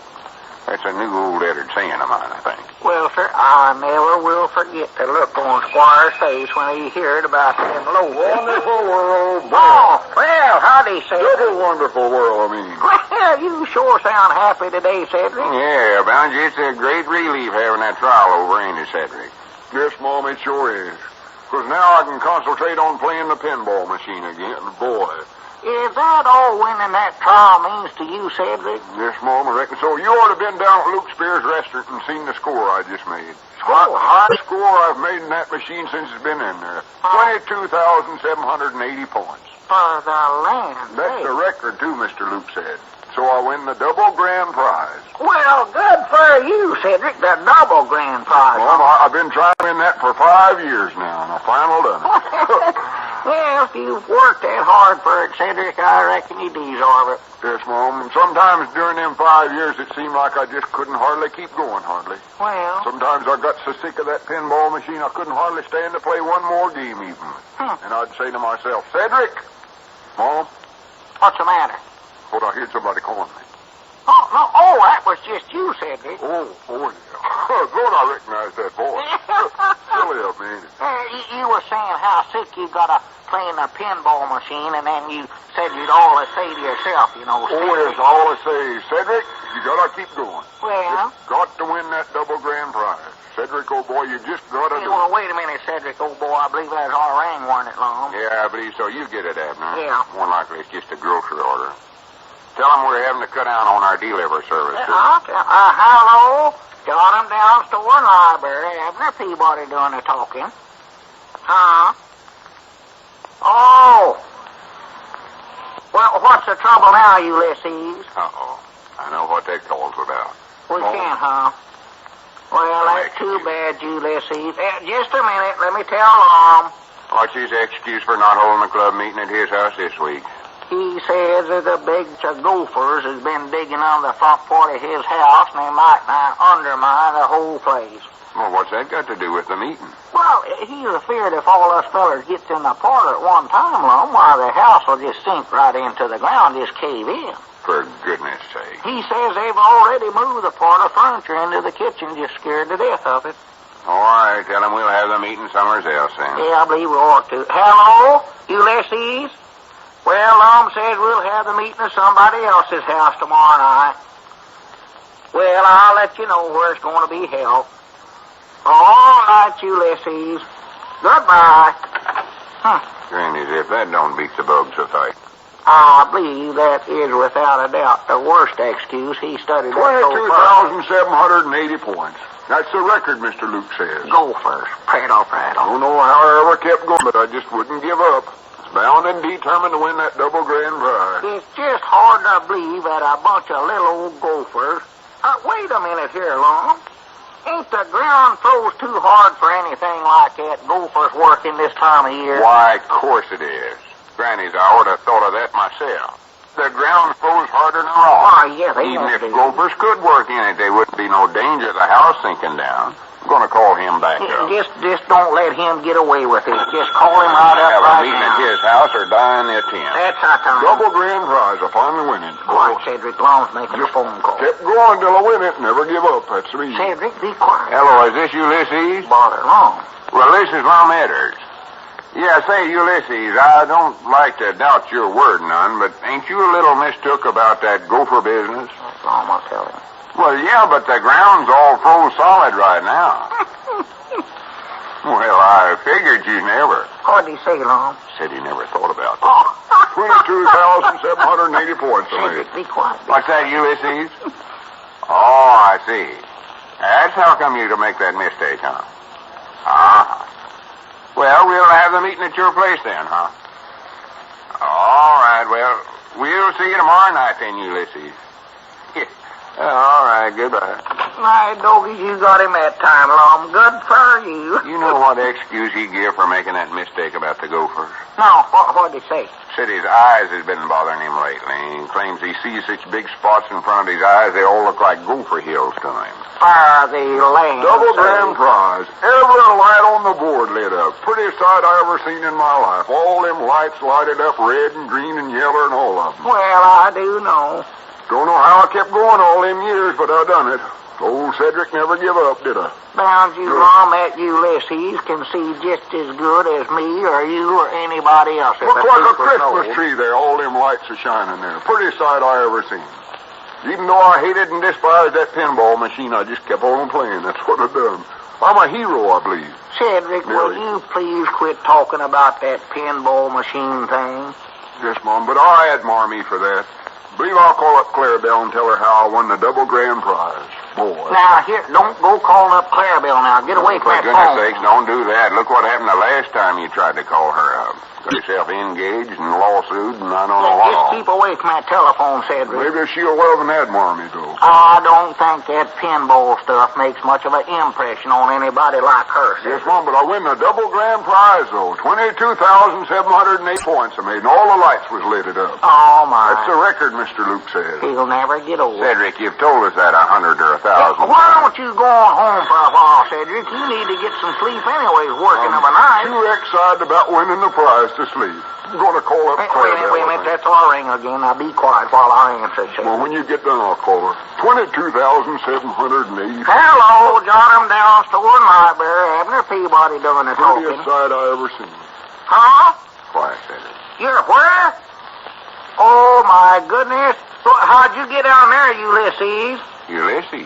What's happened to him? He's fell down in the well, Oh, my goodness. He said he thought the well was just another spot in front of his eyes and stepped right into it, and he says he can't get out in time to hold a meeting over there at their place tomorrow night. Grannies, we better send some help over. Yeah, Wait a minute. Whereabouts is he calling from? The bottom of the well? All right, doggies, that's right. Wait a minute, I'll ask. Hello, Ulysses. Whereabouts are you calling from? I said, whereabouts are you calling from? Hello? Hello? Hello? What did he do, hang up? Yeah, changed his voice and said wrong number and hung up. Can I call up Clarabelle now? Cedric, what do you want to do that for? I want to tell her what a hero I was in winning the double grand prize. How I kept going even though I couldn't hardly even stand to look at that pinball machines more than I can say. Hated to play every one more game more than other. But I just kept on anyway. Well, all right, go ahead and call her then if you're bound and determined. Got your heart set on it. Go on. Boy. By the way, Cedric, what is the double grand prize that you want to win so bad? Mom. I say, what is this double grand prize you win? What do you get for it? Oh, that. Well, I get to play 5 free games on the pinball machine. Boy.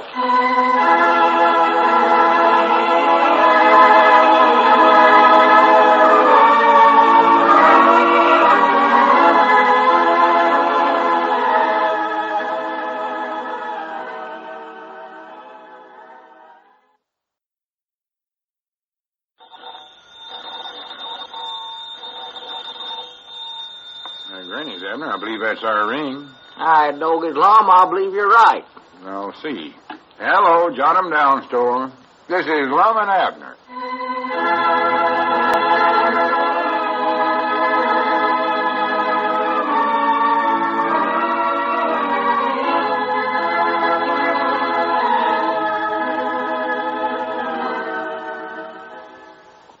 Let's see what's going on down in Pine Ridge. Well, this is meeting day again for the Golden Era Discussion Club. Because of the usual last-minute excuse from Ulysses as Quincy, the meeting place has been changed from the Quincy home to the Wehunt residence. And so, as we look in on the little community today, we find Cedric acting as host for the club and ushering in member Abner Peabody. Listen. Well, come on in, Mr. Abner. Well, evening, Cedric. Yeah. Just pile your coat and stuff on the chair there. Yeah, sure. Evening, Grandpa. Evening, Abner. Virgil Breckenridge was in town today. Well, say, Lum, how come you switched the meeting over here to Cedric's house tonight? I thought we was going to have it at Ulysses' place this time for sure. Well, that's what I thought, too, but he called up about an hour ago and said his woman had a quilting bee over there this afternoon, and the quilt frame so big it got jammed in twixt a part of walls and they can't get it down. Where they land, say. That's what he said. Well, I reckon how come these things always happen at his place on Tuesday night? I don't know. Wait a minute. Might be him coming now. He's the only one that ain't here yet. Yeah, better see who's at the door, Cedric. Yes, Mom, I'm going. Say, Lum, whereabouts is Cedric's paw at? Oh, Caleb's upstairs sleeping. Said he had a hard day at the blacksmith shop today. Oh, I thought maybe old Caleb liked to join the club. Howdy, Mr. Ulysses. Come on in, Mr. Ulysses. Okay, Cedric. Okay. Just throw your overcoat on top of Mr. Abner's there. Okay. Evening, Ulysses. Howdy, Ulysses. Hello, Ulysses. Virgil B. Breckenridge was in town today, Ulysses. Okay. Well, I reckon everybody's here now, Mr. Lum. Yeah, let's get the meeting started, Lum. Yeah, that's a good idea. Got a lot of culture to cover tonight. Well, good for us. Cedric, get a pillar and prop up Grandpa Master's head. He's going to break his neck sleeping that way. Now, here you had a quilting bee over at your place today, Ulysses. Abner, don't get on that subject. Guess who was in town today, Abner? I don't know who, Grandpa. Virgil B. Breckenridge. Well, come on, let's all settle down and get the culture rolling. Everybody ready? Yes, Mom. Okay, here. Good. The 6th meeting of the Golden Era Discussion Club will now come to order and continue to pursue our course in quest of a higher type of ignorance for Pine Ridge. All them present, please signify by the same sign. Hey, okay. Abner, close Grandpa Master's mouth for him. Maybe he won't snore then. Yeah, I'll get him. In order that members will have more time to spend on the culture subject for tonight, I hereby make a motion that we skip the reading of the minutes of the last meeting. All them in favor signify by the same sign. Hey, okay. Abner, see if you can't prop Grandpa Master's mouth shut with something. Yeah, I'll tie it shut with his muffler this time. I'll fix it. Did you see Virgil Breckenridge when he was in town today, Abner? No, I never, Grandpa. He was in town. He was, huh? Yes, sir. Today. There's a feller that's always got something interesting to tell. Well, what did he have to tell today, Grandpa? That can wait till after the meeting, Abner. Oh, I'm sorry. Excuse me. Fellow members, I am very happy to announce that the high-class culture subject for tonight's deep discussion is science. And we're going to concentrate on a famous and high-class... Oh, my goodness, earthquake. Let's get out of here. No, Mom, that's just Papa. Stomping on the floor upstairs. I'll go see what he wants. Oh, stomps when he wants you, huh? Tell Caleb not to do that no more, Cedric. It scared me half to death. I weren't scared, but it did look sort of like an earthquake the way that chandelier started jiggling. Look at that swinging lamp. Why, sure. Reckon old Caleb's mad about something? Look at it, still swinging backwards and forwards. Yeah. Wonder if Caleb seen Virgil Breckenridge today. He was in town for a while. We know that by now, Grandpa. Always got something interesting to tell. That's old Virgil for you. Let's see, where was we? Oh, yeah, science. Tonight, fellow members, we're going to concentrate on a famous and high-class What your pa want, Cedric? Well, he said you fellas be quiet down here. He's trying to get to sleep. Oh. Said stop talking so loud. Oh, and I'm sorry we disturbed him. Well, we'll be quiet, won't we, fellas? Okay, here. Now, tonight we're going to concentrate on a famous and high-class scientific named Sir Isaac Newton. Who, Lum? Sir Isaac Newton. Oh, Newton. Is he the fella that makes them fig Newtons we got over there in the store? Oh, no, of course not, Sally. Sir Isaac's an entire different fellow from him. Oh. What are we having for refreshments tonight, Cedric? Abner Hayshub. Oh. Newton. Wasn't there a Newton family that lived over there by Red Rock Quarry? No, that was McCombers that lived over there, Grandpa. Well, this fella I'm talking about never lived near Red Rock Quarry, I'll tell you that. He lived over in England, I think. He ain't a born painter, is he, Lum? No, he's a scientific Ulysses. I've got to get that born of mine painted some way. According to the book I looked Sir Isaac up in, he studied up different scientific ideas. There's your paw again, Cedric. I'll see what he wants this time. Old Caleb sure makes that ceiling lamp up there shake. Look at that thing.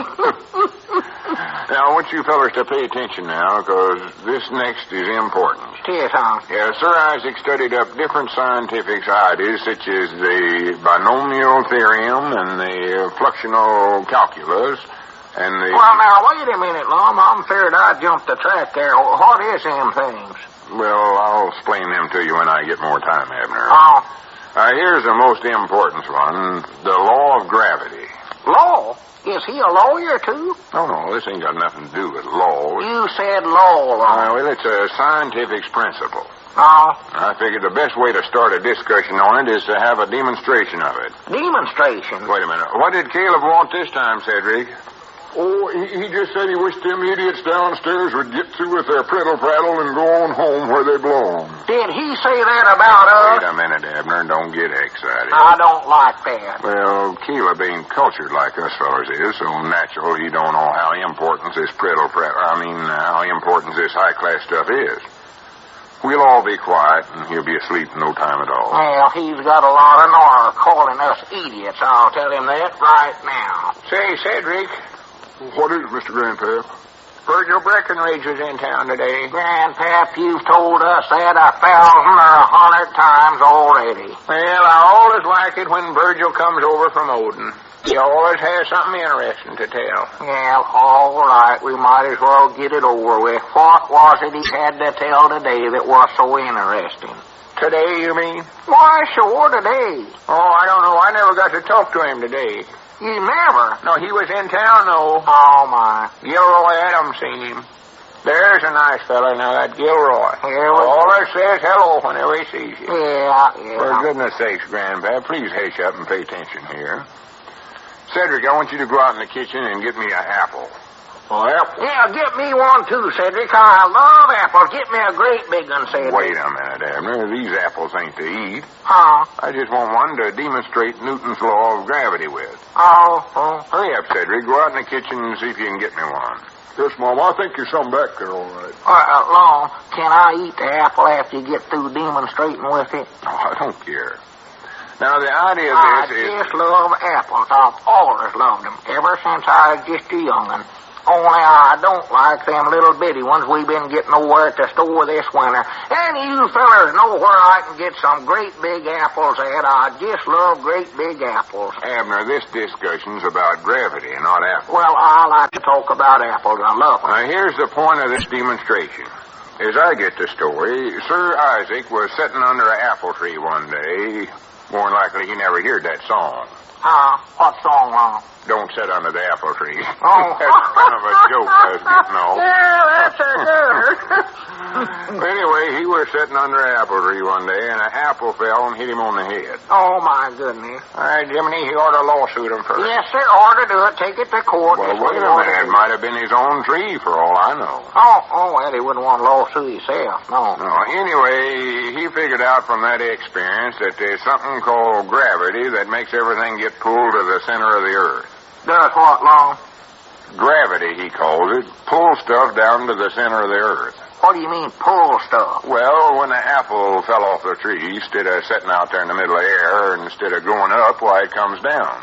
Well, naturally it comes down. Why wouldn't it? Well, what makes it come down? Well, it just falls off the tree, that's all. Falls down on the ground. It ain't going to just hang there in the air. Well, what keeps it from falling up or sideways, is what I'm talking about. Well, Lord, nothing falls up. It falls down when something falls off of a tree. I know it falls down, but why does it fall down? The law of gravity makes it fall down.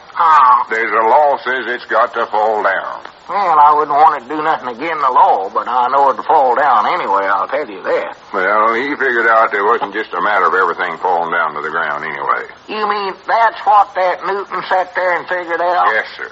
And doggies, he must have got an awful whop on the top of the head to make him get that fur off the track.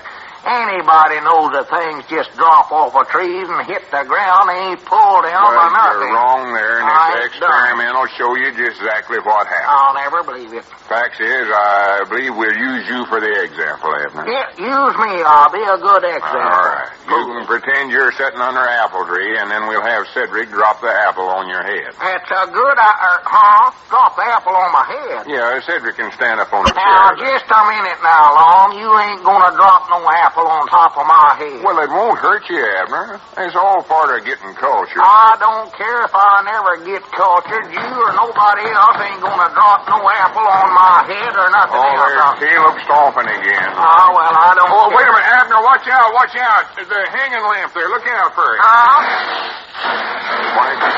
Got him right on top of the head. Cedric, bring some water. Ulysses, help me lift Abner up here. Okay, Lum. Abner, speak to me, Abner. Oh. Abner, can you hear me? It's me, Lum. Oh, my head. Abner, are you hurt? Lum, would you do something for me? Why, sure, anything. Get hold of that Newton feller and tell him I'll take a bushel of them. Bushel? Yeah. Bushel of what? Oh, them apples of his. Doggy, that's the biggest apple I ever been hit with in my whole life.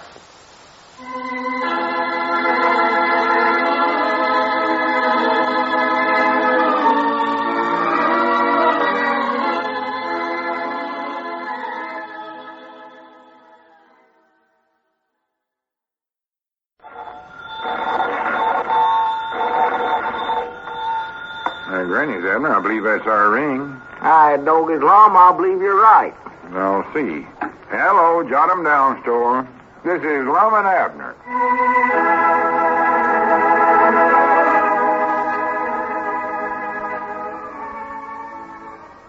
Now, let's see what's going on down in Pine Ridge. Well, another meeting of the Golden Era Discussion Club has been recorded in the annals of that distinguished organization, and the intellectual life of Pine Ridge has risen a few more points and is fast reaching a level just slightly below oblivion. Today, as we look in on the little community, we find Lum in the Jot 'em Down store and library. He's talking on the telephone. Listen. Yeah, well, what was it you wanted, Grandpap? You want to get a pound of coffee with what? Why, no, of course you can't. Well, them ain't no good for that. You got to have the regular stamps. Yeah. What's that, Grandpap? Well, that don't make no difference. I can't help it. My answer is no. Double negative no. Well, you ought to be more careful, not waste your coffee the way you do. Well, go ahead and try Dick Huddleston, but he'll give you the same answer. Now, you try it and see. All right, Grandpap. Goodbye. Morning, Abner. Yeah, morning, Lum. What's the matter? Grandpap study up some new way to try to get coffee? Yeah, he wanted to get some airmail stamps this time. Airmail stamps? Yeah, he claimed he was going to drink the coffee while he was sitting up on his house watching for airplanes. For the land sakes, he couldn't even climb up on top of his house in the first place. Of course he couldn't. He says Ezra Seastrunks made him some kind of a airplane watcher. But I got my doubts about that, too. Me, too. Ezra told me the other day he had most of them jobs filled up anyway. Why, sure. Said folks was cooperating with him awful good these days. Well, say, Lum, speaking about jobs, do you know some good job I could get for little Pearl? For little Pearl? Yeah. Does she want to go to work? Well, she's got an idea in her head. She wants to join up with that woman's army. She's seen Mouse's woman, Gus in her uniform, and ever since he first seen her, why, she's been after Elizabeth to let her join up. But I think she's just too young for such a Oh, thing. of course she's too young for that. So me and Elizabeth figured if we could get her some new kind of a little old job around town here some kind, might take her mind off of it. Yeah, might at that. Yeah, let's see. Where would be a good place to start looking? I believe that young'un would join the Fern Legion if we'd let her. Might try over the defense plan where Cedric's working. Defense plan. Yeah, Walt Bates said he can use some more hands over there. I know he's hiring some women workers, too. Well, I thought about that, but I'm feared that'd be pretty hard work for little Pearl. She ain't used to doing such as that, No, I reckon not. She always stayed over at the place, don't do nothing, just woman's work around the house, little light chores, milking and plowing, chopping wood, such as that. Yeah, I reckon you're right. Frail and weak as she is. Yeah, I wouldn't want her to try it. Of course, now, maybe there's an idea right there. Doing housework. Huh? I know of at least 7 women that's looking for somebody to help them with their housework. They can't get nobody, and they're willing to pay good wages for it. Yeah, but little Pearl has all the housework she can do right there at home, Lum. And, besides, that wouldn't get her mind off of joining the woman's army. No, I don't reckon it would. Well, I don't know what to suggest, Abner. Might run an ad in the newspaper. Yeah, Mike could do that. Wait a minute. The weekly just come out today. Maybe there's some ads in that little Pearl can answer. All right, Doggy, that's a good idea. Whereabouts the paper at? On the library table over there. Oh, yeah, I see it. Yes, sir, this ought to solve my problem for me. Elizabeth told me not to come home today till I found something for little Pearl to do. Uh-huh. Let's see now. Wanted. Yeah, here we are. Wanted. New or used coffee stamps will pay high price. Apply Milford A. Spears. Milford Spears? Yeah. For goodness sakes, is Grandpap advertising for coffee stamps now? It looks like it. Granny, don't he know he can't do that? It's against the law. Well, I guess he thinks he's got to have coffee or die one. You know how stubborn he is. Oh, no human can drink that much, no matter how much he likes it. No. Well, he told me he wanted to lay in a supply before the hoarders got it all, he said. Granny, he's the biggest hoarder of the whole bunch. Why, of course he He's is. a saboteur. That's what he is. Hi, Doggies, here's a one ad right here. Well, sir, I'm going to call up right now about that. Let me get the phone there, Lum. Well, good. Well, which ad is it, Adam? Oh, it's the third one down there in the last column right there. Oh, they cut down the old pine tree. Wait a minute, Adam. You must have made a mistake. This ad says we'll swap cow and other articles for trailer called Jed Sumter. I know what it says. Hello? Is that you, Jed? This is Abner. Abner Peabody. Yeah. Oh, just tolerably. Say, Jed, I hear you got a cow you want to swap for a trailer. You've already got a cow, Abner. How much is she giving? Oh, yeah, trailer's in good condition. What trailer is he talking about? Oh, just a regular two-wheel trailer. You know, they're all alike, I reckon. Never knowed he had one. Well, I believe it's worth more than your cow, though, Jed. I wouldn't want to swap even. What else you got to trade? Well, that sounds pretty good. Now, throw that in, it's a deal. All right. Well, I'll send little Pearl over after it. All right, Jed. Goodbye. For goodness sakes, what'd you do that for, Abner? Well, it just looked like such a good swap, I hate to pass it up long. Someday I'll hope you get over that swapping habit of yours. Huh? How are you going to take care of another cow? Why, little Pearl can look after her. She's good at such as that. Only trouble is I had to take in 6 bundles of old lightning rods that Jed had stored in his barn. Lightning rods? Yeah, he throwed them in. Well, what in the world are you going to do with them things? Oh, I don't know. Might come in handy. No telling when we might get electrical storm around here long. Well, electrical storm ain't going to hit no cow. Well, I don't know. Put one on her just in case. I'll use them, don't worry. Well, them things dangerous. If we ever do have a storm, them things will blow up your whole place. Yeah, well, I can use them to swap for the trailer that I'm going to swap for the cow. Wait a minute. Are you trying to tell me that you ain't got a trailer? Why, no, I ain't got no trailer. But I know where I can get one. Emmett Goshen's got one. He's been wanting to get shut up. I better call him right now to get him on the phone. That don't beat the bugs of fighting. Well, look at some more of them ads there, Lum. Elizabeth will be hopping mad if I don't find something for little Pearl to do. Yeah, I'm looking. Hello? Miss Goshen? Is Emmett there? Put him on the phone, please, Mom. Here's an ad wanting a girl for... Oh, this is for housework again. Hello, Emmett, old boy. How are you? This is Abner Peabody. Say, Emmett, are you still wanting to get shut of that trailer you got? Oh, that's where he's aiming on getting a trailer. Oh, you did, huh? Mart Hanson. Oh. Well, I just want to make you a good deal, Emmett. I wanted to swap you some nice lightning rods, but I reckon it's too late. Huh? Swapping off the lightning rods before he even gets them. You would? Well, that sounds pretty good. Yeah, that's something I need, sure. All right, it's a deal. Yes, sir.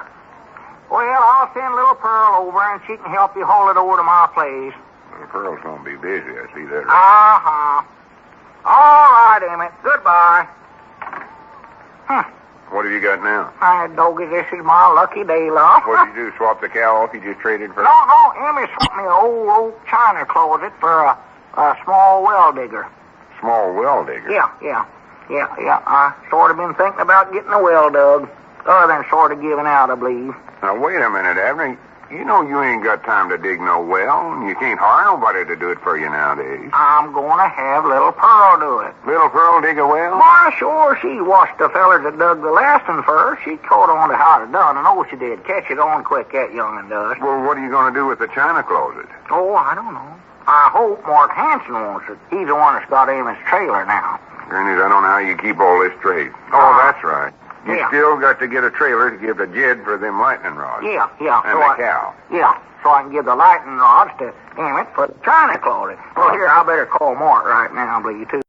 Hey, old Emmett was sure tickled about them lightning rods. Said he'd always admired them things. Been wanting them for a long time. Well, what about these ads for Little Pearl?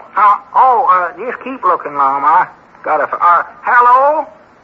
Is Mark there? We got to find something for that little girl to do. Oh, how are you, Mark? I never knowed your voice. This is Abner. Yeah. Say, Mark, that trailer you got from Emmett Goshen, broke down. Oh, here's another ad for a housekeeper, Abner. Well, are the wheels and axles still good? Would you like to swap them for a dandy good old china closet? For goodness sake, he ain't even saw it. Oh, for good condition. The paint might come off a little, but outside that looks fine. Well, what if I paint it up good? Oh, another job for Pearl. Yeah, I'll scrape it and sandpaper it, everything, get it in good shape. All right, it's a deal. Good for you. And no, I'll send Little Pearl over with it. Yeah. There he goes again. Yeah, she'll pick up the wheels and axle, too. All right, Mark, goodbye. Doggies, everything's working for me today. Yeah, but you wouldn't have told Mort you'd have the china closet scraped and painted and everything. You know good and well Emmett ain't going to do all them things. That wasn't in the bargain. I wasn't expecting Emmett to do it. I'm going to have Little Pearl do that for him. Oh, I see. He's sort of handy with a paintbrush, Lum. Well, what are you going to do for a trailer? All you got so far is some wheels and an axle. Old Jed's going to be awful mad when he sees that. You told him you're swapping him a whole trailer. He's going to get a whole trailer. As long as I got the wheels, all I got to do is build a bed on it. If you hadn't swapped off that china closet, you could put that on there for a bed. Yeah, could. Too late now, though. That's done gone. Just get Little Pearl to build a bed. Won't take her no time at all. She's awful handy with a hammer and saw that young. Yes, huh? Oh, awful good carpenter, I believe. I just hope all these fellers you're swapping with are going to be satisfied. I believe that's our ring. You get it, Lum. That might be one of them backing down. Tell them I ain't here. I wouldn't blame them none if they would. Hello, jot 'em down, store and library. Lum Edwards told me. Mom? Oh, just a minute, Elizabeth. Here, Abner, it's for you. Oh, I think what she wants here. Hello? Have I found what? Oh, Lord me, Elizabeth. No, honey, I've just been racking my brain, and I ain't thought of a single thing for Little Pearl to do. Not a single thing. Nothing for her to do. If she does all you've got laid out for her, she's going to be wore to a frazzle. Wore to a frazzle.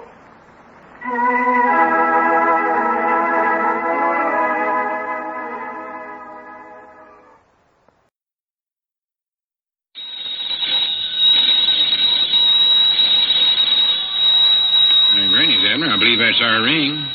Doggies, Lum, I believe you're right. I'll see. Hello, jot 'em down, store. This is Lum and Abner.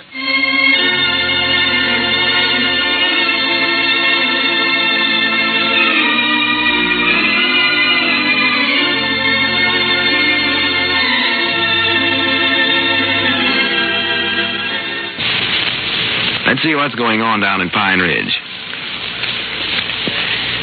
Well, if Little Pearl's application for student nurse's training is accepted, Abner's problem of securing a job for his daughter will be solved.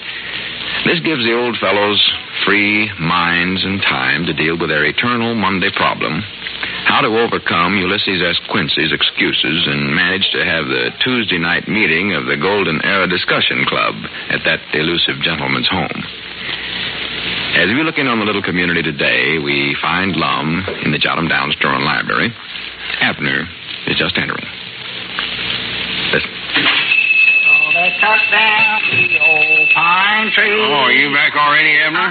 Oh, yeah. There weren't no letter for little Pearl, old Lum. I thought sure she'd get a hearing from that nurse's outfit today. Well, she ain't had time to get a hearing from him yet. Ain't had time? Well, don't forget she had to send her application clean to New York City. Oh, yeah, that's right. Box 88. No telling where Box 88 might be. No. More than likely it's out the edge of their town somewhere. Tis, huh? New York's a pretty big town, too. Yeah, I know it is. Even bigger than Little Rock, they say. Oh, yeah. But Pearl's getting anxious to get started being one of them student nurses. Just can't wait. She likes the idea now. Oh, yeah. Tickled to death. Was there any other mail? No. Another letter there from state office or something or other. Must be something official. Let's see it. Yeah, just a minute. Let's see. I can't recollect which pocket. Oh, yeah. Here it is. Oh, that sure is a big envelope, ain't it? Yeah, looks important. Yeah, it does. I started looking at it myself. Big, long envelope that way. What does it say? Wait till I get it open here. No. We don't owe that outfit no money, do we? No, I'm sure we don't. Oh, looks like a questionnaire of some kind. Questionnaire? Oh, it looks like all we did here lately is just fill them things out. Who's this one from? Yes, it says it's from the office of the State Director of Vehicular Transportation. Yeah. Reckon what they want to know. A whole bunch of stuff here. Yes, huh? Get me a pencil and I'll fill this out right now. Yeah, fill the thing out. Them things are clean over my head. They get me all mixed up. I'll get a pencil here. It takes a business executive like me to understand these things. Here's a Delabo pencil. Is that all right? Yeah. Won't be needing to erase nothing no ways. Always get it right the first time. Get the phone there, will you, Abner? Yeah, I'll get it. Let's see here. Name, Lum Edwards. Hello? Peabody. Jot 'em Down store and library. Abner Peabody doing the talking. Huh? Oh, what is it, Ulysses? Ulysses. Hang up, Abner. Huh? Say wrong number and hang up. Wrong number, Ulysses. Goodbye. Good work, Abner. What do you want me to do that for, Long? Well, you know what he wanted. He's just going to give us some more excuses so we won't have to have the meeting of the Golden Era Discussion Club over at his place tomorrow night. Yeah, more likely. I sort of wanted to hear what his excuse was this week, though. Them things are getting interesting, you know what? Oh, yeah. Just see what he'll study up next. Yeah, I'm getting sick and tired of having him get out of this, though. He's alibied his way out of having the meeting for 4 or 5 weeks in hand running now. Yeah? Now, granted, this time we're going to outwit him. Where, huh? Yes, sir. We just ain't going to listen to none of his excuses. Well, I hope it'll work. Well, don't worry, it will. Let's see, where was I at in this questionnaire? Oh, yeah, here we are. Oh. Type of business. Huh? I reckon that'd be general merchandise, wouldn't it? I reckon. We run a library, too. Yeah, but Grandpap's the only one that ever uses that. We don't make no money out of it. No. Ought to put it down, though, I believe, Long. Better put it in Couldn't there. call it a business, hardly. Don't want to cheat, though, on it. Maybe so. I'll make a note of that over at the side here. Yeah. What's the next question? How long in business? Huh? See, how long have we been running the Jot 'em Down store? Oh, wait a minute. I believe there's our ring. Well, don't answer it. It's more likely Ulysses again. Well, it might be somebody else, old Lum, a grocery order or something like that. Yeah, that's right, Aunt. Yeah. Well, disguise your voice and say it's a liver stable or something like that. Oh, that's the thing to do. Yeah. Hello, Hodkins Liver Stable. Our Hodkins doing the talking. Huh?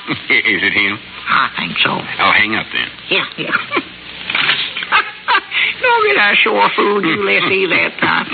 He said he never recognized my voice. Said I sounded just like Abner Peabody. Granny, this is 1 week we're going to have the meeting at his place or know the reason why. Yeah.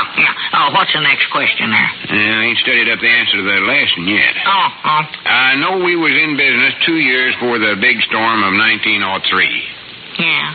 That was the year before the grasshoppers come. Yeah, you're right. But I can't recollect just what year the storm of 1903 was in. Well, Grandpappy Spears can tell you. He loves to tell about that storm. Talks about it all the time. That's right. Yeah.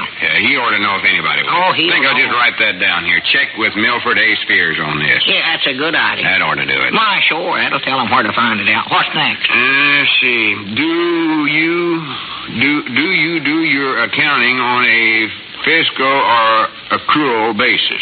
Accrual base? That's what it says here. Well, I do know. Abner, I ain't been cruel to you here in the store, have I? Why, no, I wouldn't say you've been cruel. Of course, I will admit, though, you make me do most of the work around here, Lum. Sweep out and wash the windows and clean the feed room and all such of that. Wait a minute, Abner. You never had nothing to do with this questionnaire, did you? How? You didn't by any chance write to this director and ask him to send me this thing? Why, of course I never. Look me square in the eye. I never done it, Lum. Cross my It looks heart. mighty suspicious to me, that's all I gotta say. Well, I never had a thing to do with it, honest and I'm gonna write true. down no. No, I'm gonna write down no on that cruel thing. Oh, yeah, I that's a think good... I beat you and whip you or something like that. No, you don't do nothing like that. You want me to get the phone? No, don't answer it. We're outwitting Ulysses, don't you know? Yeah, I forget. What's the other part of that question, that fiscal thing? Oh, on a physical or accrual basis. Fiscal, they must mean physical. Huh? Yeah, I reckon they left out the letter I.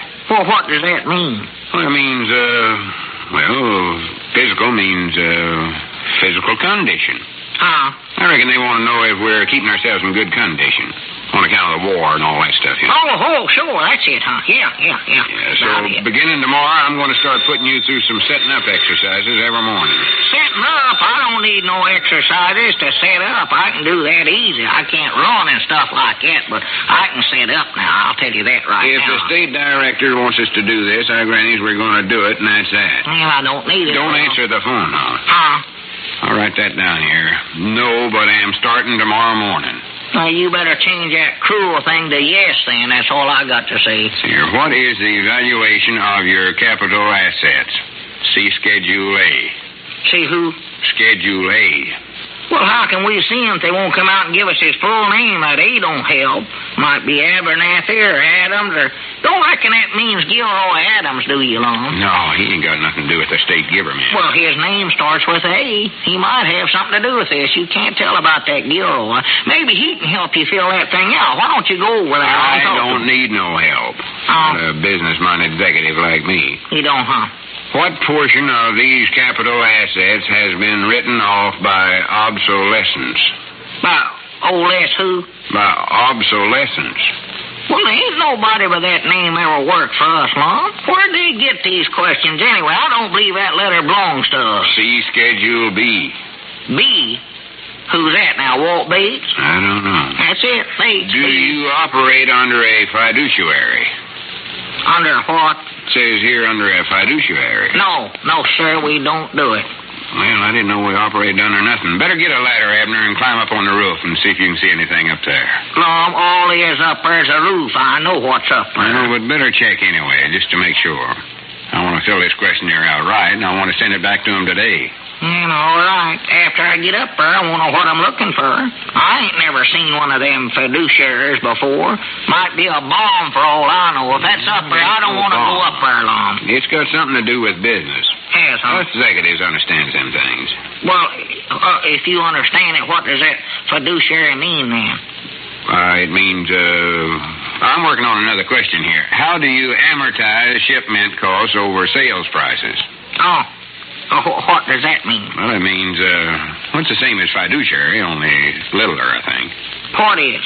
Abner, stop asking so many silly questions. Well, what are you going to write down for answer to them things? I'm going to write nothing down right now. I'm going to put this aside till tomorrow. I got too many other things to do now. I thought you said you was going to fill this out and send it back to them right today. For goodness sakes, answer the phone. Didn't you hear it ring? Yeah, I'll get it. Hello, John Down Store, Abner Peabody doing the talking. No, get away from the phone. We're outwitting Ulysses.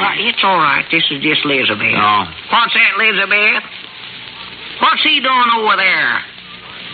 Oh, just a minute. Let me tell him. Ulysses come over to my place to call us up because he thought his phone was out of order.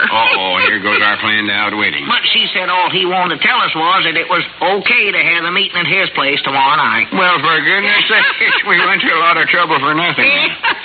Was there anything else, Elizabeth? He done what?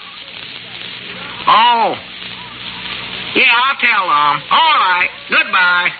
What's the matter now? Well, when Ulysses thought his phone weren't working, he tried to fix it himself, and he got hold of some electric wires by mistake and caused a short and burned up all the parlor furniture, so he said to tell us we can't have the meeting there after all.